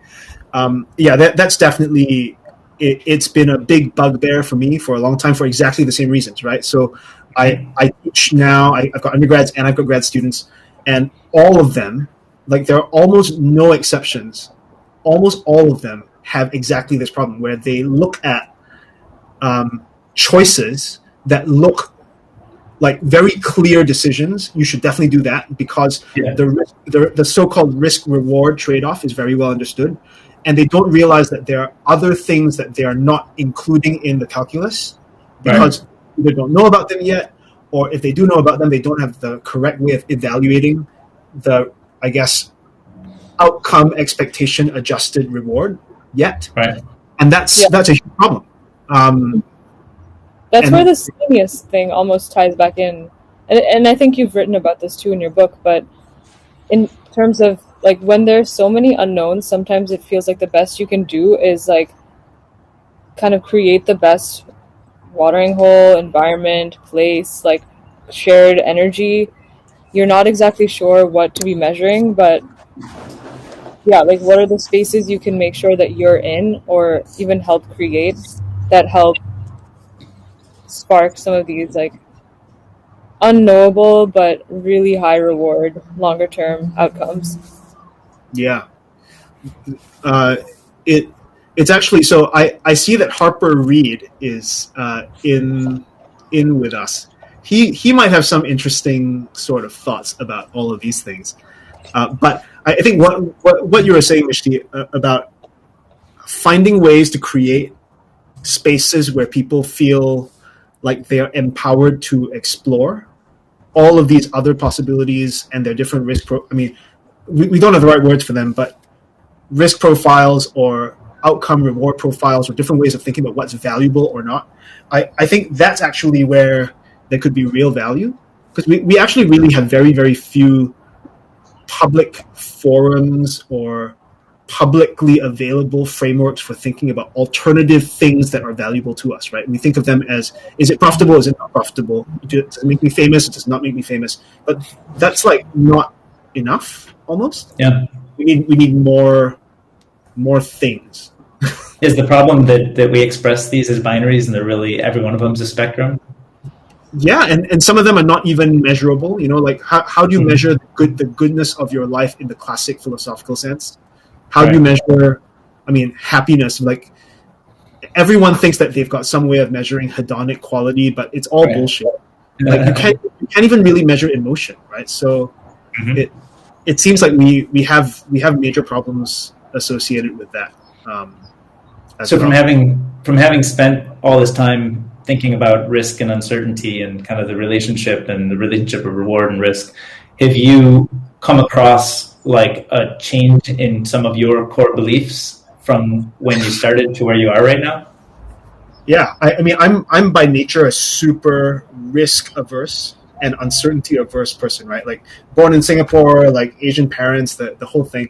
So I think in thinking about these issues, I've come to realize that it literally is as simple as I said it was. Like, if you simply say, I don't know, and it's okay to not know, because that gives you the opportunity to learn something and all that, it's not so hard to do things which previously would have seemed unimaginably uncertain. And so I've been doing it. I wonder if there's something, you mentioned kind of your heritage and kind of childhood in Singapore. Is there anything around the way Singapore in particular thinks about risk, or sort of maybe there are cultural vestiges which you carry that are maybe unique to Singapore, even independent of other places in Asia that you reference? I think, well, I'll speak about Singapore, but then I think that this will resonate with really any kind of immigrant culture or Asian or even South Asian culture. I think there is a sense in which the correct life path is the one that gives you sort of both economic stability and also social reputational capital, right? So what you should do is you should try and aim to be an engineer, a doctor, a lawyer, or it used to be even an accountant would be great. If you went off, nowadays I think it's okay to become a startup employee or a startup founder if you succeed. But a lot of what I grew up with, and a lot of my students who come from, especially East Asia, but not just East Asia, like really parents everywhere do this to their children. It's that with the best intentions, they say, you should just do the thing that will make it most likely that you'll have a happy, stable, comfortable life. It's completely understandable. And it's very hard to break away from that if your parents are telling you to do that and all of your friends are telling you to do that, and it's the most obvious thing to do. So, yeah, it definitely was this is how I grew up kind of situation. But I don't think it's unique to how I grew up. I think it's kind of a generic problem. And is there any evolution with time? Or you mentioned kind of how maybe startups, if they succeed, they're considered like an okay path. I wonder, are there other shifts over time that you've seen where maybe sort of shifting ideas, things that may have been one way that are now kind of undergoing some change, or kind of change, updating priors and updating beliefs here? Yeah, the updating of priors is interesting because, to some extent, the way one generation thinks the next generation should live is conditioned by how that generation grew up, right? So if your parents, my parents grew up at a time, so neither of my parents went to university. And what they saw was, if you were part of the very, very small population of Singaporeans who managed to go to university when they were growing up, you automatically had access in ways that people who didn't go to university did not have access to amazing jobs. You got paid, I don't know, like anywhere from 3 times to 15 times as much straight out. Wow. And so the idea that there is a significantly more successful path that starts going to as much education as you can and continues to going into a set of defined professions that gives you really good life outcomes, it's very, very hard for them to shake. In the same way that I think we're all kind of the same generation. Now what we see is high success outcomes, not by being, and not by being a mechanical engineer or a lawyer or a doctor necessarily, especially in the US. And so what we will impose on the next generation will be kind of an idea of what a successful trajectory looks like that's locked in by how we saw life. Right. Yeah, it's funny. I when I think about the ideas like you're talking about, like what were we told by other generations, and then what are the things that we've internalized? I noticed one for myself, which I can try to like get more comfortable with, but I could imagine that if I had kids right now and they told me they want to be a YouTube star, yeah, I would say, whoa, that sounds kind of like risky and crazy. And is that a real way to like make a living? And is that more like trying to be Michael Jordan, or like, is this like a viable path? right. So I think my gut is actually probably wrong there. I think the reality that you could actually probably make a great career out of, creating content, video content or writing a Substack or something, I think, is I think it's almost like more obvious, especially, we who spend a lot of time thinking about these types of things. I think it's more apparent or obvious to us today. But I think, even rewind the clock 5 years ago, I think I would have looked more skeptically at that. And so I want to like force myself to change my views, be more open to, if I had a kid saying he wanted to be a YouTuber, I'd be like, okay, let's get started. How do we do that? Yeah. Also, I don't know how this happened, but Vaughn, I'm just going to try to spotlight you again. 1 sec. Oh, do we? There we go. Okay. We got a few bugs in the spotlighting system right now. Camera magic. Cool. By the way, this user experience is super slick. I like it a lot. Oh, cool. Thank you. That's awesome. The only thing that would make it better is if we bring in a familiar face. Whoa. Hey there. Wow. It looks a bit, you look kind of narrower than usual. It's because I shaved, so I look really thin as a result. Indeed. Cool. I think James knows more of what's going on here than we do. Why does that happen? I know why. It's because I'm using a camera. I'm using a proper camera, and then I have to change it. So Interesting. There you go. That looks nice. Cool. Nice. Wow. So there's this amazing tool called Galactic that I use. Yeah. So Galactic doesn't work for me. I've tried at least once a week twice a week for the last 3 or 4 weeks. Oh, you're killing me.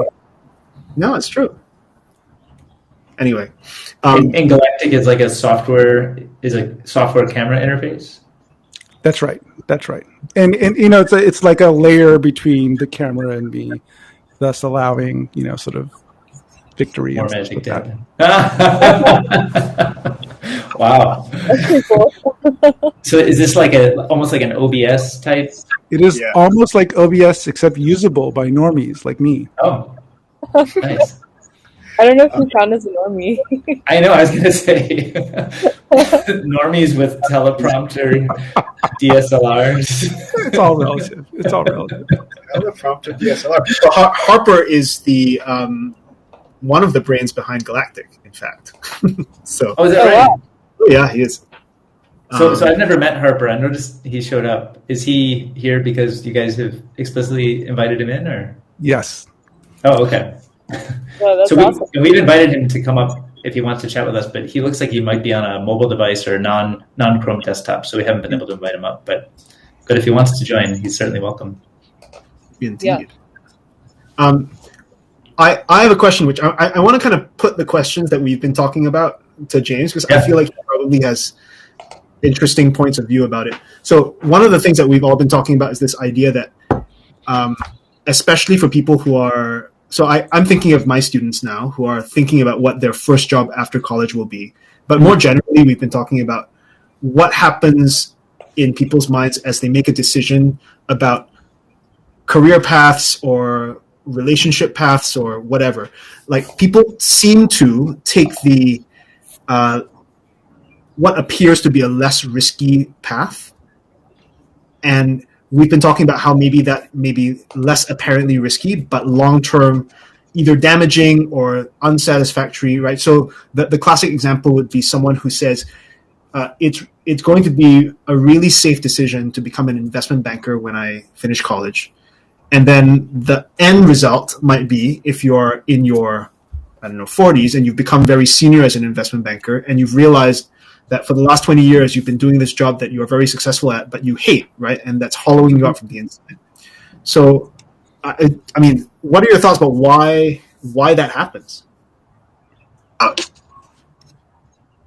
mean, why do people choose jobs that pay them a lot of money in the short term?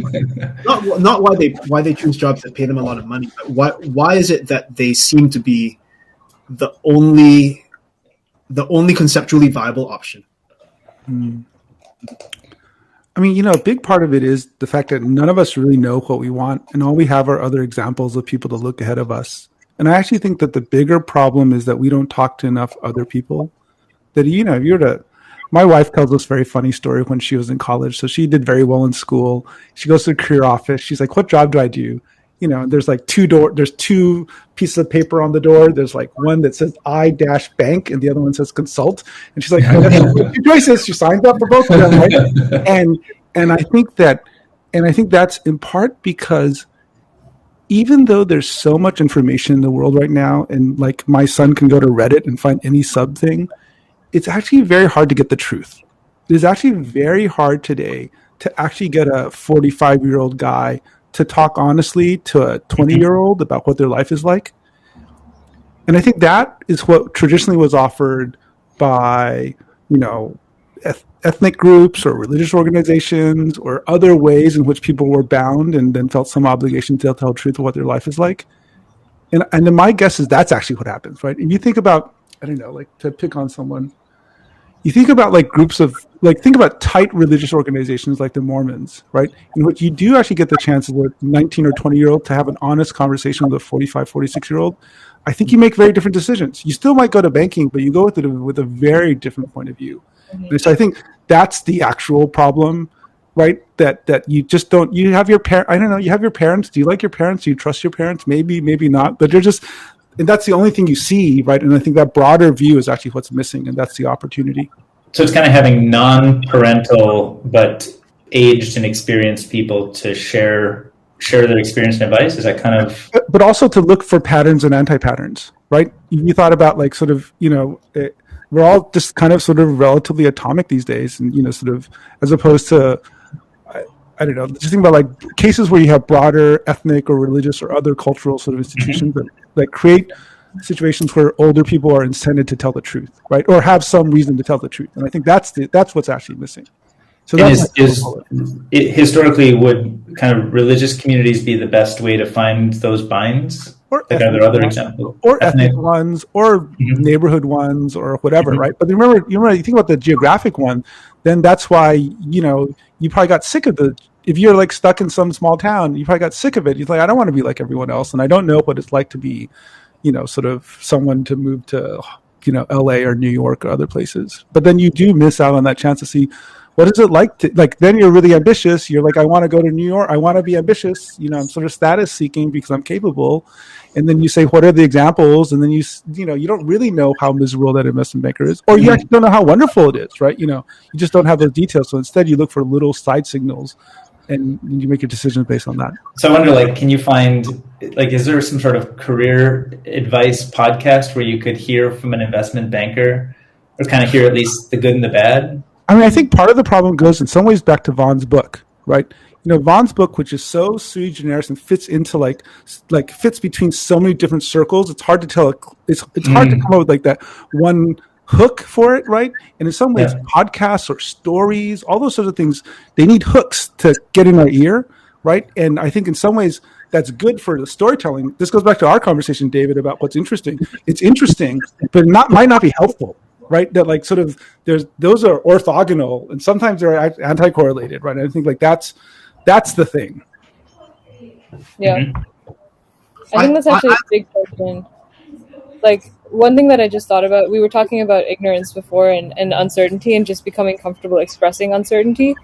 I think that's really hard because that does not make for a good story. Especially, like, I thought about this a lot in politics, but why do we hold strong political beliefs on topics that we don't know anything about? It's much easier just to be like, this is my tribe. This is the many beliefs that I ascribe to, instead of being like, I don't actually know much of anything about gun control or abortion statistics or anything, because I have a lot going on in my life, and like I don't think anyone really has like that deep knowledge across all of these slate of issues. But then how do we sort of present ourselves as a package, like as a sort of easily understandable story to other people that we deal with every day? It's kind of a hard question. I feel like we've had some evolution of this in the, let's say, in kind of the startup or tech scene in the last, I don't know, call it 20 years, as long as I've kind of been closely involved, is I think it used to be the case that anybody doing anything in this highly uncertain environment had to present the veneer of certainty. And I think it's a much more acceptable presentation style today, by everybody in the ecosystem, the people who are experiencing uncertainty, people questioning about the uncertainty. There's a much more viable presentation style to say, like, here's what I'm dealing with, I don't know, and these are the risks and the opportunities, and sort of, it feels to me like it's more of that than it is of the, veneer of certainty that at least is my sense, that it used to be more common. I don't know if that's true, or if I've just, gotten older. Also, you're more established in the ecosystem and you're seen as someone of high status. And thus, in some ways, people are probably going to be more honest with you, because they believe that you know what you're doing. And part of it is also you're going to project a certain amount of like, I don't know, DK, you project a certain amount of authority, like, sort of whatever your low-key authority thing, right? So. Well, I'm not sure. It's hard for me to decouple my own experience from this observation I'm making, but I feel like my assessment, as best I could as an external observer, would be that there are other cultural things that are driving more truth seeking. Like 20 years ago, it would not have been cool for people creating companies or funding companies to be talking about their meditation practice. That's right. No, that was like a totally unacceptable thing. And people were not trying to be real. They were trying to be like cool. Mm-hmm. And I think that's like just a specific, it's like a very narrow example of people, and certainly people are doing it out of, identity and self-expression, all kinds of other status reasons today. But I think there is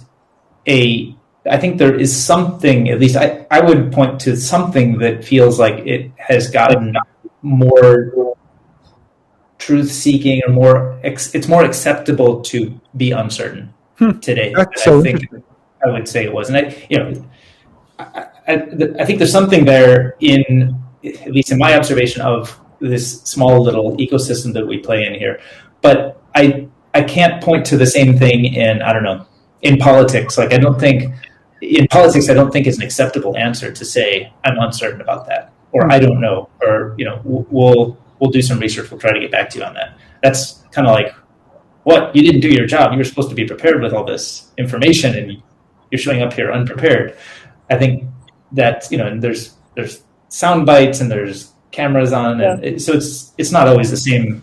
It's not apples to apples. But I wonder if we can get a transition. Yeah, maybe some of it is also community. It does. This whole thing reminds me of something Vaughn was talking. It sounds like, Vaughn, you're talking about your students, right? And it did make me think.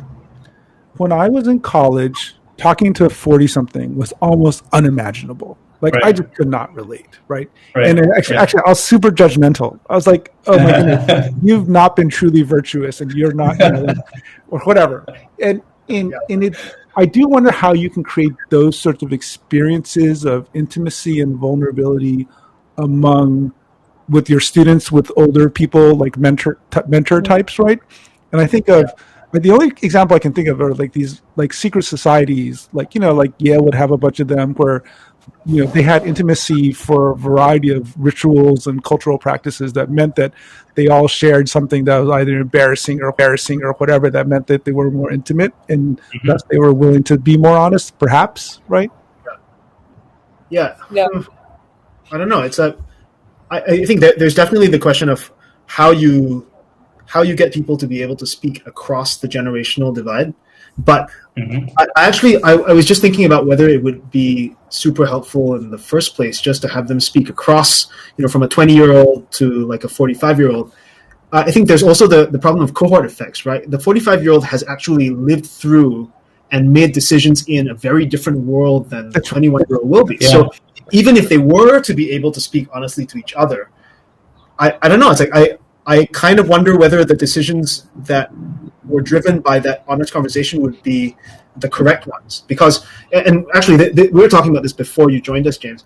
If you speak to your parents' generation, the correct decisions based on the world that they lived through at when they were 20, completely different from the ones that you live through when you're 20, the ones that your son will live through when he's 20. I don't even know if that's the whole answer. I mean, I agree. It's crucial that we talk more across experiences, but I'm not sure that doing that alone will solve the problem. Well, I wonder if there's something in the third tweet. So Vaughn, when I asked you to summarize, the ideas you mentioned in the third tweet, the idea of like, I don't know. And I wonder if we can, like, is there a way to help program, parents and teachers to make it more accessible, more acceptable to say, I don't know, when somebody asks, like, what should I be when I grow up? Yeah. Because I don't know. I would guess it's not super acceptable to say, I don't really know. You have to figure it out yourself. But that sort of, I don't know if you've ever had really, I've been very lucky. I've had a huge number of amazing teachers, and all of them have been good primarily because they often said, I don't know, but let's figure it out, right? Or they said to me, this is not a question to which you should have an answer yet. Part of what's supposed to happen is you're supposed to figure it out. And you'll never be certain about the answer, but you should figure it out. I think that's a huge thing. Like, we should be getting people to be much more comfortable with saying to themselves and then to others that they don't know what's going on, so that they can figure it out. Yeah, I like that. Yeah, I feel like there are certain areas where people feel like they are supposed to have that knowledge to share. And so if we can say, like, hey, you're not supposed to know what career your kids are supposed to have. That's like, I think everybody assumes they should know. And so if they don't know, then they say, oh, I must be a bad parent. But maybe the answer is like, just be comfortable saying, I don't know. Let's look at the world how it is, and let's try to decipher it, digest it, analyze it, and figure out if we can where it's going. Like, it shouldn't be, I don't know, like a nihilist, I don't know. Like, I don't know, like too much out there, whatever. Good luck, kid. Like, I think that's also an extreme where, I actually heard this a lot from the people who ended up giving me the best career advice in the end were always, like, more towards the spectrum of things, but there is the reaction, even if I think about my political beliefs, for example, how do you avoid just everything becoming such a wash that you have no opinion on anything? Like, where do you sort of root yourself and then build from there and, like, actually apply critical thinking and problem solving in productive ways? Because I don't think just saying that, like, I'm comfortable being uncertain, that's the end, is not quite enough. But, like, one question that comes up for me is, and I'm curious about what you all think, especially Vaughn, on this, like, what kind of experts do we rely on? We can't possibly be experts in every domain that we are interacting with in our lives. Who do we use as, like, proxy opinions, and, like, when is that warranted versus not? And did you guys already talk about, like, artificial stress? No. Okay, so first, everyone should read Vaughn's book. It's ridiculous that it is not a bestseller because it is like, I think, it's so full of great nuggets. And one of his key insights is that the way that creativity happens, and I think the way that intimacy happens, is under conditions of stress. And the best companies in the world, at Apple or the best restaurant labs in the world, they would do these things basically to artificially create stress through scarcity or high demands. And in that process, you end up with intimacy, more pragmatism, but also more willingness to explore different solutions. Mm-hmm. And even though Apple is the biggest, wealthiest company in the world, you create these artificial constraints, right, to create that stress. And I think that sort of those conditions, you think about the ways that like some big company fails when they're trying to do something new, oftentimes because they have too much, right? Mm-hmm. But they actually need artificial constraints to feel that desperation to try something genuinely interesting or new. And I think that maybe that's another way you get intimacy or good advice from talking to people, where you have shared experiences of stress. Thus, maybe you end up with something better. So artificial stress is one of my takeaways from Vaughn's book.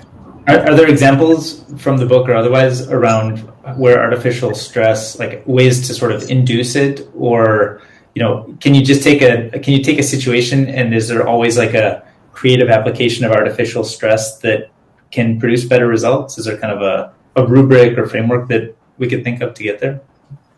Yeah, I think you can't do that to any situation, but so there's a few characteristics of desperation by design. One of them is that you actually have to, the problem you're trying to solve has to be a real one, so not a fake problem. It is only going to be desperation if you genuinely don't know how to do it, right? So you can't just pick something which you know how to do and say that you don't know how to do it, and then hope that will create desperation, because it just doesn't do that. And if you have those two properties, already you've got desperation by design. If you want it to be useful in triggering a lot of the behaviors that James is talking about, to trigger learning, to force you to do things differently, then you have to have a determinate endpoint. This is when you must deliver the thing that you don't yet know how to do yet. Right. And so if you've got those three properties, you pretty much have the conditions under which you can create desperation for yourself and for your team. I think this goes to something which Mishti was saying before, which is when you say, I don't know, it shouldn't be in this very nihilist way. It should instead be in a way that is designed to teach you how to do something which you don't know how to do yet. So if you don't know and you can't figure it out, even if you don't figure it out, it is still a learning experience, right?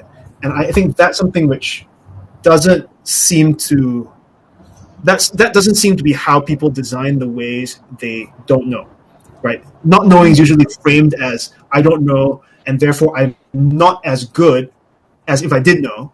Whereas the proper way, I think, of framing not knowing is, I don't know, but in the course of finding out, I grow as a person, right? And that's maybe. Are there specific examples that you could point to make that more, to clarify? The book is full of them. There are all sorts of little examples of crazy dishes you need to make, right? Where they to be so ambitious about a dish that they were trying to make, and they had crazy conditions. So that's one. Or they're trying to move to a totally different place, right? So they set artificial timelines to make it work, right? And but it felt like, on the one hand, I thought about Elon Musk, and I think about the slightly crazy conditions he sets, and they always fail. They always fail at the thing he said they wanted to do, but they always do something better than anyone could ever imagine, right? Mm-hmm. And I think that's I don't know. You got to tell one of the food stories, because they always make me hungry.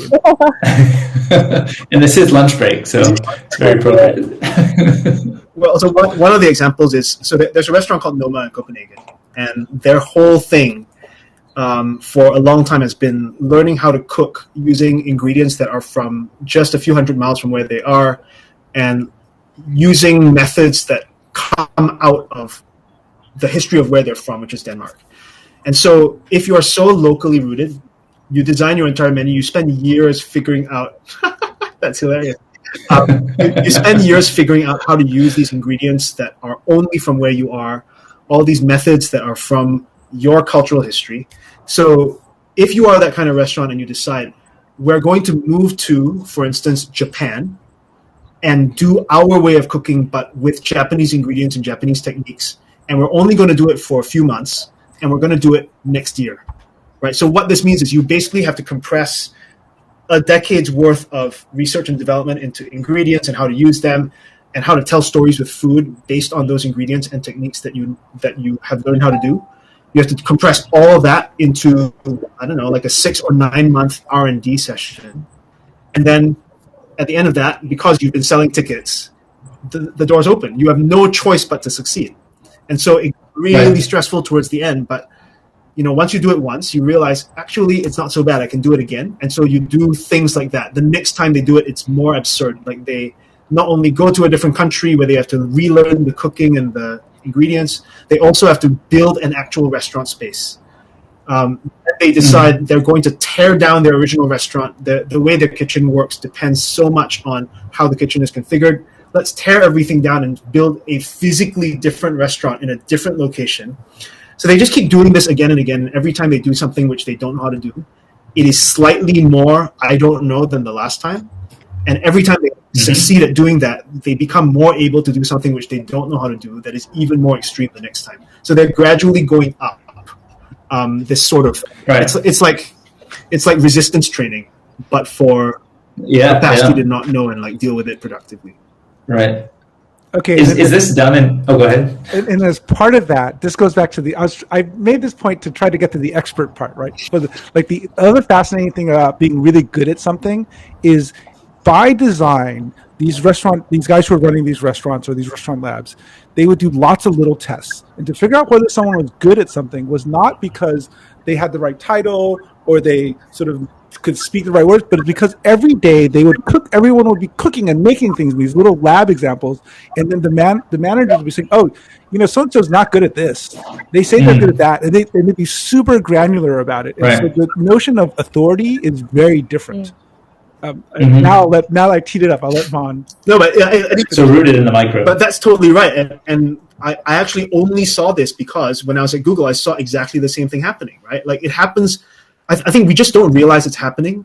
And when it happens, exactly as James was saying, it's like, instead of just asserting that you're good at something or thinking that you're not, the proof that you are or are not good at something is more important.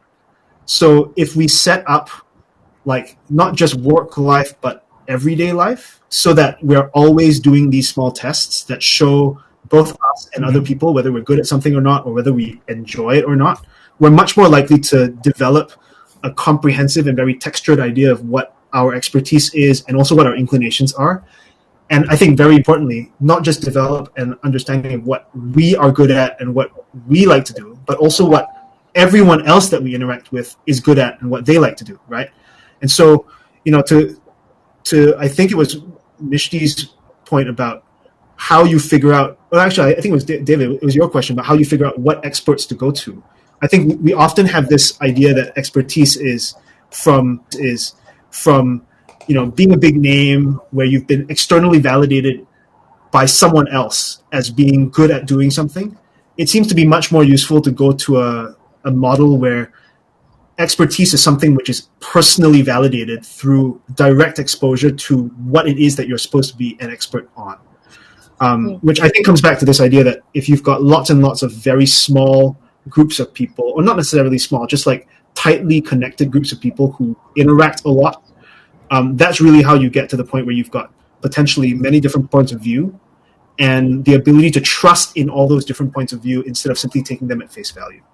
And that's in some ways the job of the manager now, right? It's because I think part of the job of the manager is to like take all these wide range of things, break it into something specific sets of skills that we're doing, and understanding, is so-and-so good at whisking something, or is so-and-so good at like this one part of the development process, right? And I think having that ability to understand what are all the little pieces, that becomes the job of the manager in some ways. And to me, what's exciting is you imagine stand-up meetings right now, which are really just about what's keeping me from doing what I want to do. Like instead, we thought of them as like little tests, right? As well as in which, and there were low stakes, but there were little tests constantly trying to figure out whether you're good or bad at things and what you need to do to get better or not, or maybe they should just make you stop doing it. Like that view of like management, I just don't like. I think that's sort of the vision of what Vaughn sort of gives a taste of. And there's a tricky thing though. Like I feel like this works in the small, kind of very much in your domain or adjacent domain context, like if you're all kind of working in a kitchen together. But what if I'm trying to decide what to think about the minimum wage and I know nothing about economics, or like I'm just a farmer or, you know, what if I'm trying to decide what to do for my career but I have never had a career? Like it's more difficult to sort of a certain expertise in the same way, but still an important exercise to go through. So I don't know what you think about that, Vaughn. I'll let Vaughn answer. But it's really good to see you guys. This is really James, exciting. I feel like you should have Vaughn every day. Yes, I would love that. always welcome. I mean, I don't know what to think about the problem of expertise in areas that are very, very far away from where we all are. But Yeah. I think it's sort of an interesting problem with politics, because politics is different from kind of the practical situation that we are in organizations like businesses where we're working, right? With politics, what we technically should be doing, especially in democracies, is we should be either finding people who are trustworthy morally and also competent substantively to help us make the decisions that we cannot make ourselves.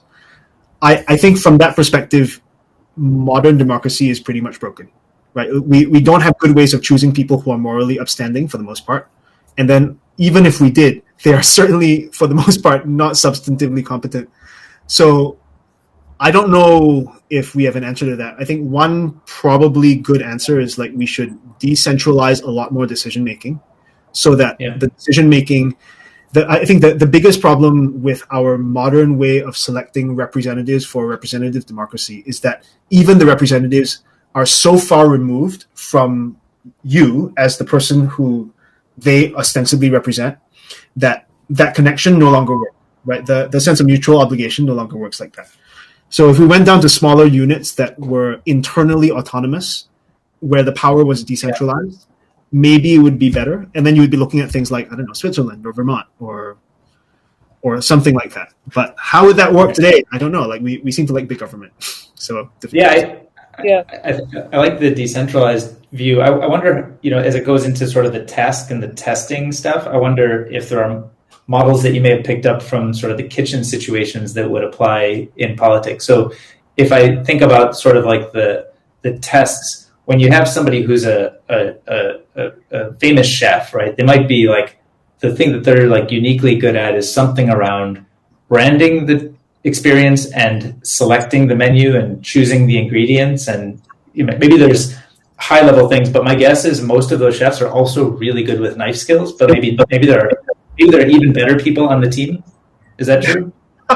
No, actually, the funny thing is a lot of chefs are not especially good at the kind of EQ type skills. But I think what it is you can simply have a norm, right? Like if you think about most of the work environments that we all work in, there is not the norm that you expect everything you do to be something that's evaluated. But if you imagine an alternative bizarro world where simply the expectation is everything you do is, there's no sort of hostility or judgment about it. It's simply that we're going to look at everything you do and figure out whether or not you're good at doing that, right? That's just the baseline. They're not expecting it to be different from that.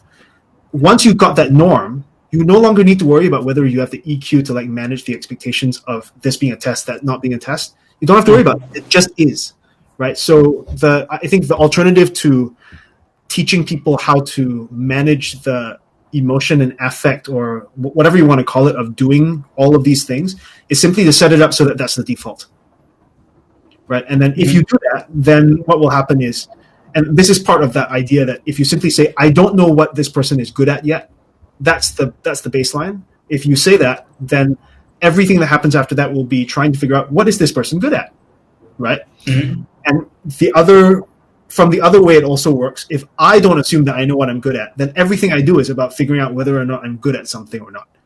And if that's what happens, then very, very quickly, everyone in your group learns what you're good at because you're trying things out. You learn what you're good at because you're trying things out. And it just happens automatically. Yeah. It's So like, is that good in politics? Is that something to do with, the person who's telling the story is also good at a form of analysis? Is that what? How does that translate? This will probably be a very unpopular view, but I kind of think that politicians should not be professional politicians. They should be people who do the things that I almost wonder whether we need politicians. What we probably need is we need whatever you want to call them, administrators, people who manage governments rather than people who are politicians who, because if what you had was you had people who had to do the things, then you could say, are you good at doing this thing? And show us if you're good at doing it. And if you aren't good at doing it, you don't become more senior at doing these things. Right. So professional bureaucracies can sometimes be really good. But I still think the ultimate one direction that we probably will see the solution in is to have smaller political sort of power structures and smaller administration power structures that are more localized, so that the decision-making, the action, and the situation on which the decision-making and action are taken are more closely connected than they currently are. Do you think that happens because of just natural trends in the world, like maybe COVID is causing people to explore smaller cities or new living situations and communities form that way? Or, is there like a forcing function or sort of some undercurrent that may get us to this promised land you're describing? I don't know. I really hope that COVID does something like that, because it's become really clear that there were probably some advantages to being big countries. Like the US and this Operation Warp Speed, that's something that really could only have been done by a very big country. But then it was also very clear, and you just look at the example from the US in the last year, that if you have decentralized control and action, you can see that some decentralized areas perform really well because they take the right actions, because they're closely connected, and others choose not to, right? So I think there's probably some way to think about the advantages of a federated system where it is both lots of units that can act in semi-autonomous ways and also one big entity that can act in a coordinated way. That could be good. I think right now what we seem to have, for the most part, the worst of both worlds rather than the best of both worlds. And that's true in the US and also true in the EU, right? The EU is currently not in a great place as a result. But I don't know whether COVID is going to cause the promised land. Somehow I doubt it. Right. I mean, I could also point to better, more liquid online communication publishing tools, over the course of, we've only had them now for a couple decades, and, a couple decades from now that could, there could still be a good march of progress toward that.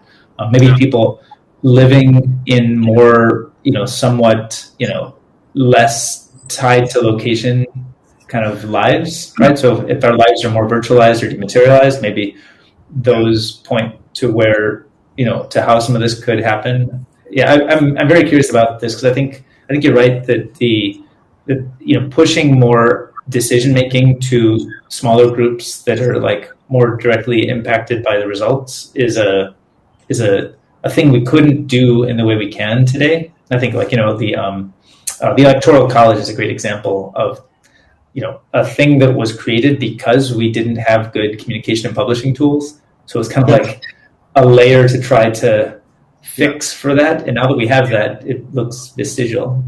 Yeah.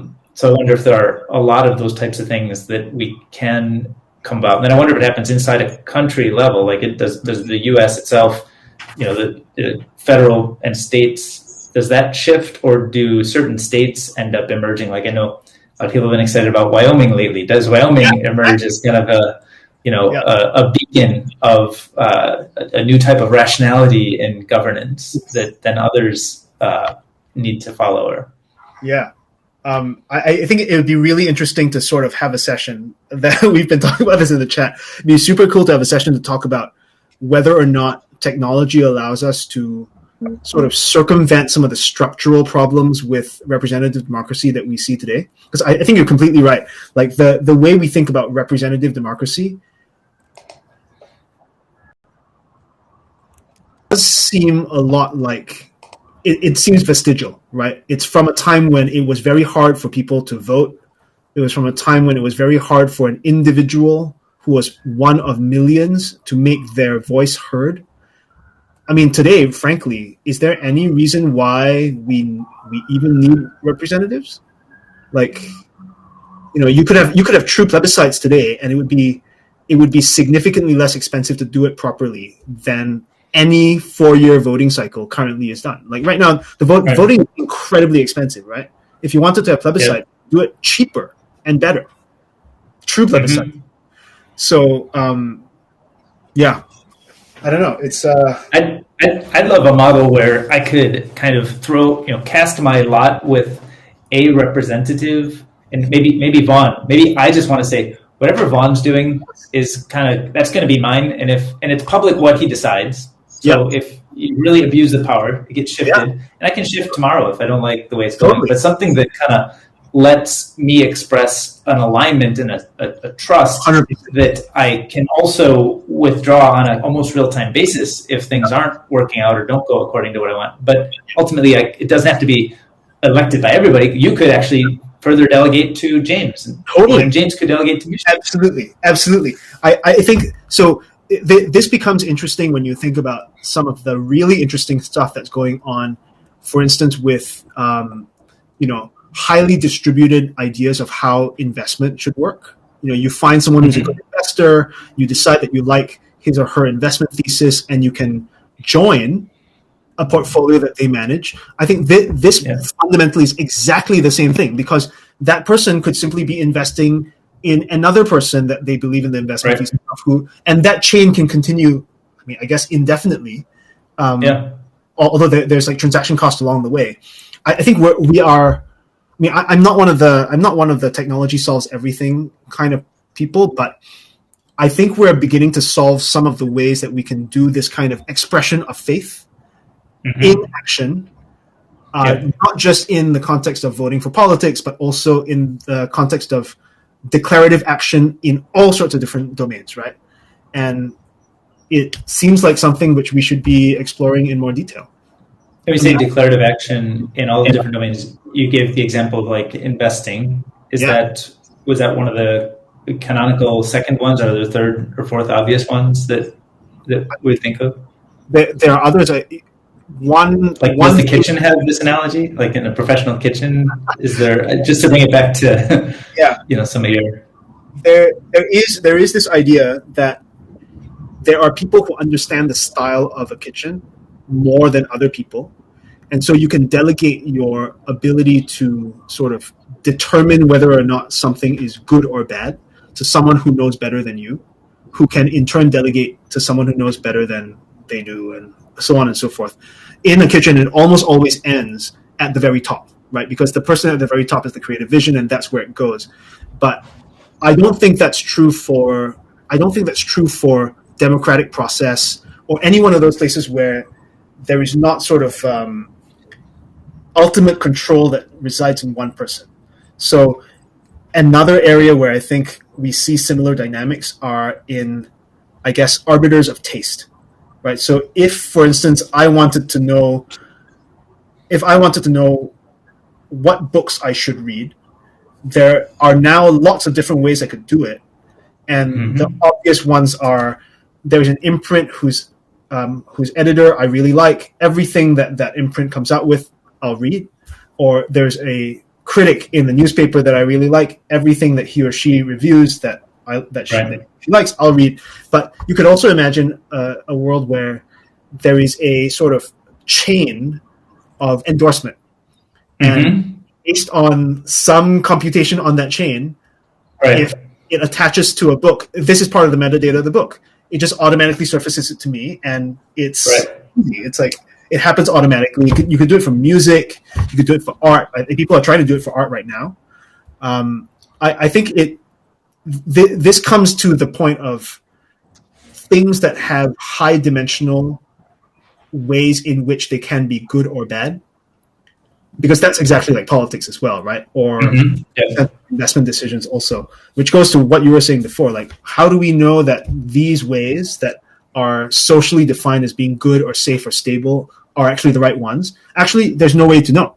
What you can say is, what is my thesis? Here is the argument, and here's the evidence behind it.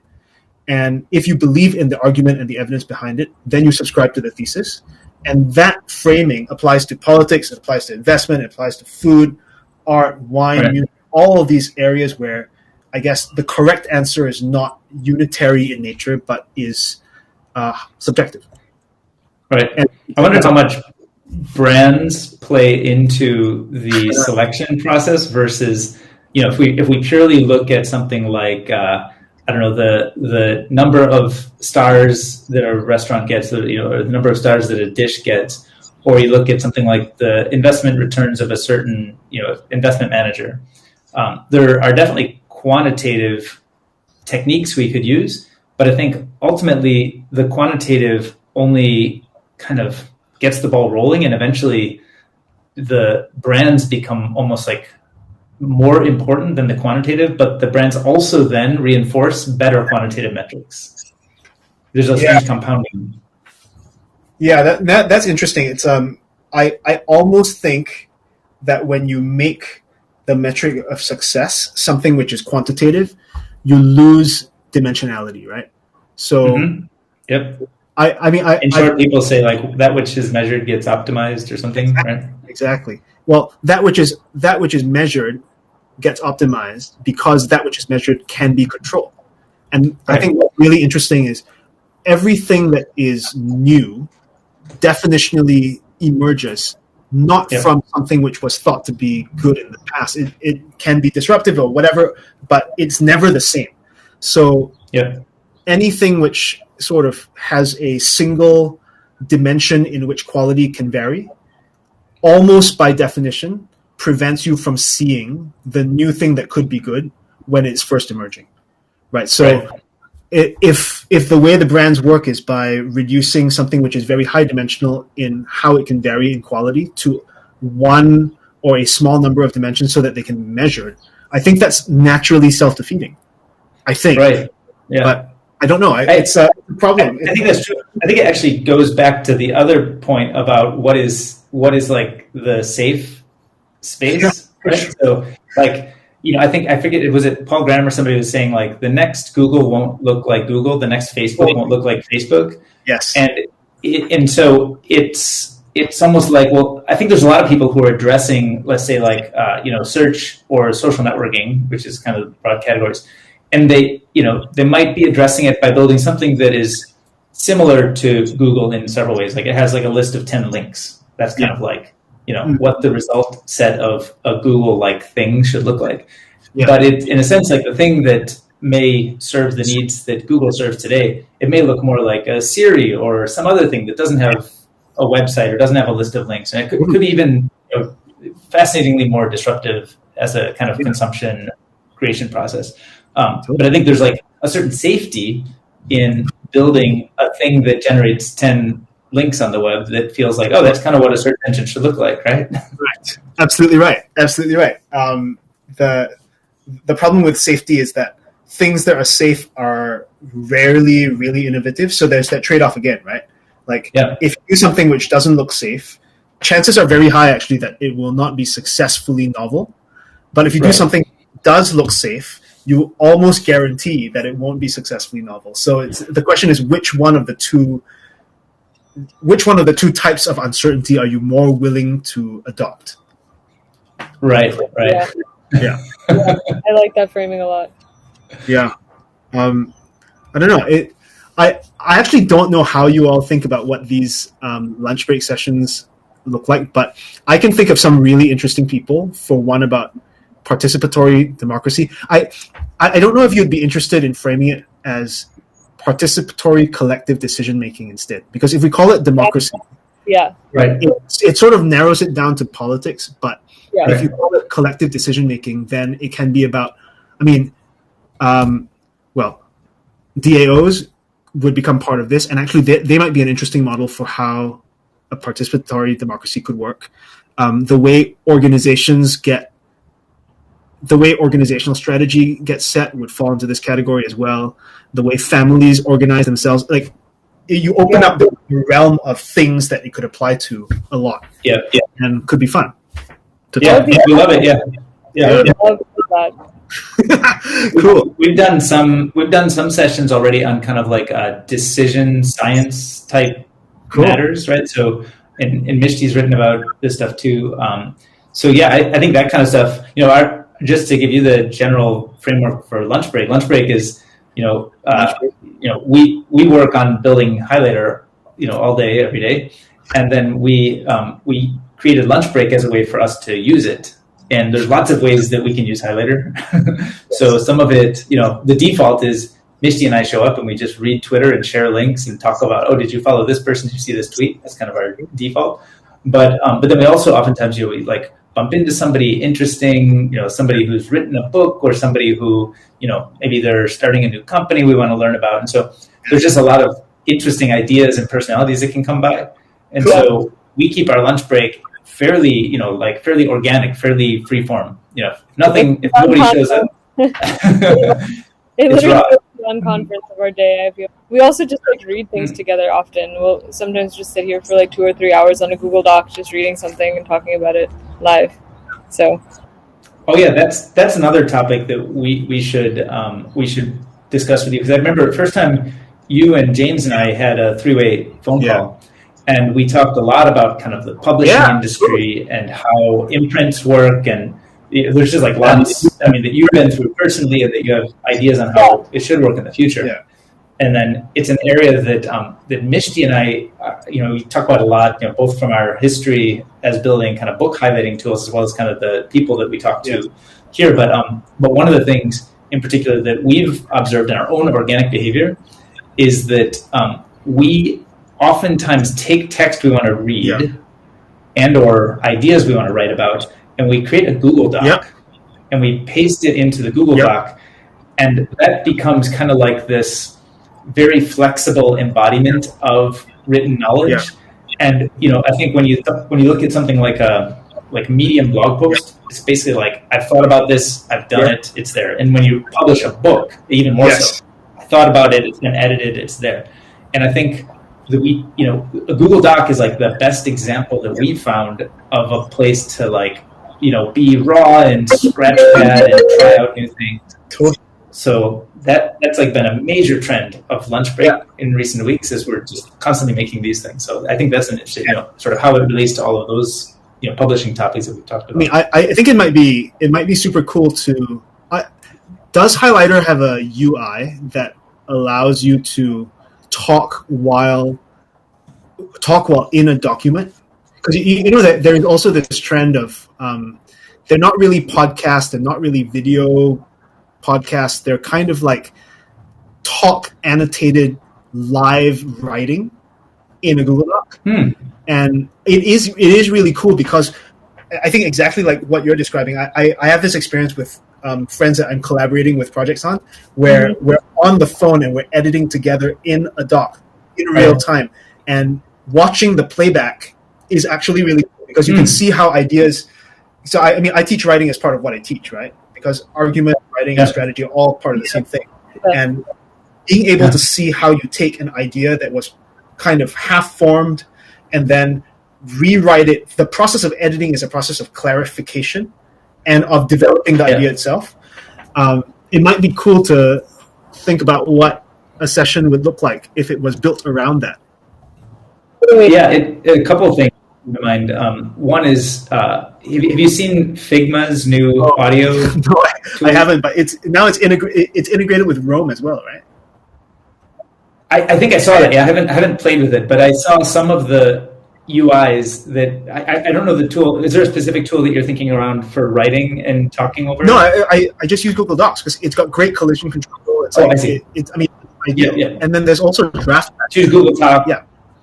What's it? There's also Draftback, which basically, you should look it up, because what it does is it takes the history of edits in your Google Doc and it plays it as a video, so that. Which is a really good idea, right? Because it actually doesn't do anything new. The Paul Ground thing you were talking about once. We were actually talking about how just watching good writers or good editors edit is the best training, right? Yeah. 100%. So if you could, and DK was saying Paul Graham built some sort of tool that was doing this at some point, but yeah, that's like super cool that you're out. So are you just doing it with like screen recording or something right now, or?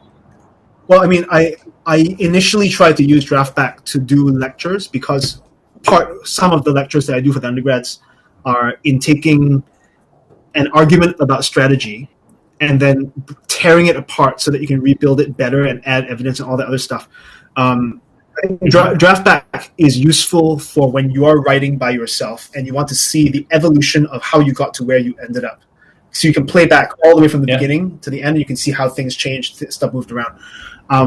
But what I was thinking is, if there are a few people and we're all talking about the same topic and we're trying to write something which we converge on in the end, if we can hear what we're talking about while we're watching what's happening on the page, that could be a really interesting thing. Yeah, so along those lines, we have been working on screen sharing. Yeah. So there's a newer version. It's not in this build that we have today, but there's a new build that we've been working on in test where we can screen share directly into the video stream. Ah, cool. So let's say that I set up a Google Doc to use, and then I start a session, and then I can screen share what I'm looking at. But I could also give us all collective, approval to use that same doc. So basically, we could all be collaborators on the doc, and then we're watching, just via video, watching my view of it, but it's the same view we all have. Cool. Right? Yeah, that sounds like it could be fun, and we just have to figure out what we're talking about. But I'm sure that will be no trouble. Yeah, it doesn't seem like we run out. I don't think we'll run out of topics. One thing which I wanted to point out, which I didn't have a chance to do while James was on, but you asked DK if there was any tool that you could use concretely to help parents and teachers teach themselves and then teach their students or their kids how to not know. It turns out I've been working on something like that. So, awesome. Have you heard of? I love the name. Well, yeah, no, it's just IDK because it feels so like it's so internet culture. It's so internet. Yeah. It's texting culture. But you all know the oblique strategies. I'll put a link in. So the oblique strategies it's basically a tool that Brian Eno and a collaborator whose name I always forget, Peter Schmidt, they came up with this tool. It's basically a deck of cards, and each one of the cards has an instruction on it that you implement on a problem in which you are facing a creative impasse. And so IDK is not quite like that. IDK is it's a set of cards that each card gives you an instruction to follow that puts you into a situation by design where you don't know. And it's a situation that's designed to gradually increase the amount of uncertainty that you're exposed to, the amount of discomfort you're exposed to, but not in a kind of haphazard or nihilist way. It's designed to put you into a situation where you are uncomfortable because you're going to learn, you're going to be exposed to a different perspective, you're going to meet new people or something like that. So it's prototyping in development. It turns out getting these printed is surprisingly complicated, but hopefully in about it already looks pretty pro.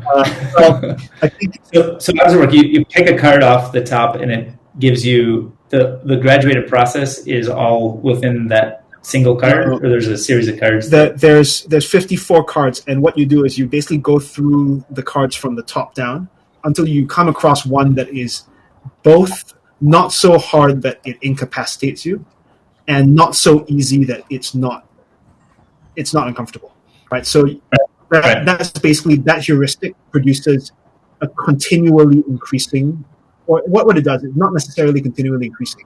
It always gives you the level that you need to be at, and you can cycle through. It's kind of like it's like a great video game. Sort of teaches you a basic skill, then graduates you up to a little bit more challenging and more challenging, more challenging. So it's kind of this, you're riding this wave of delight as you increase your skill. Or wave of discomfort. Wave of discomfort. But hopefully you're getting like little successes along the way that, feed you into the, achieving the next step. I think the most interesting thing of watching those teams and their Desperation by Design is it's incredibly painful while you're in the discomfort phase, but you're also learning a lot.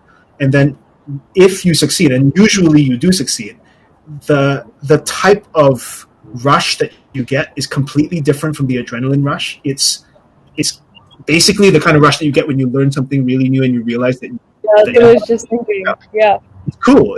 It's like a gift to be a beginner at something, an absolute beginner at something. Like, it's so uncomfortable, but it's this is how I feel about surfing right now. But just like when you pick something that's so absolutely unfamiliar to you, especially in the beginning, it's just like the best.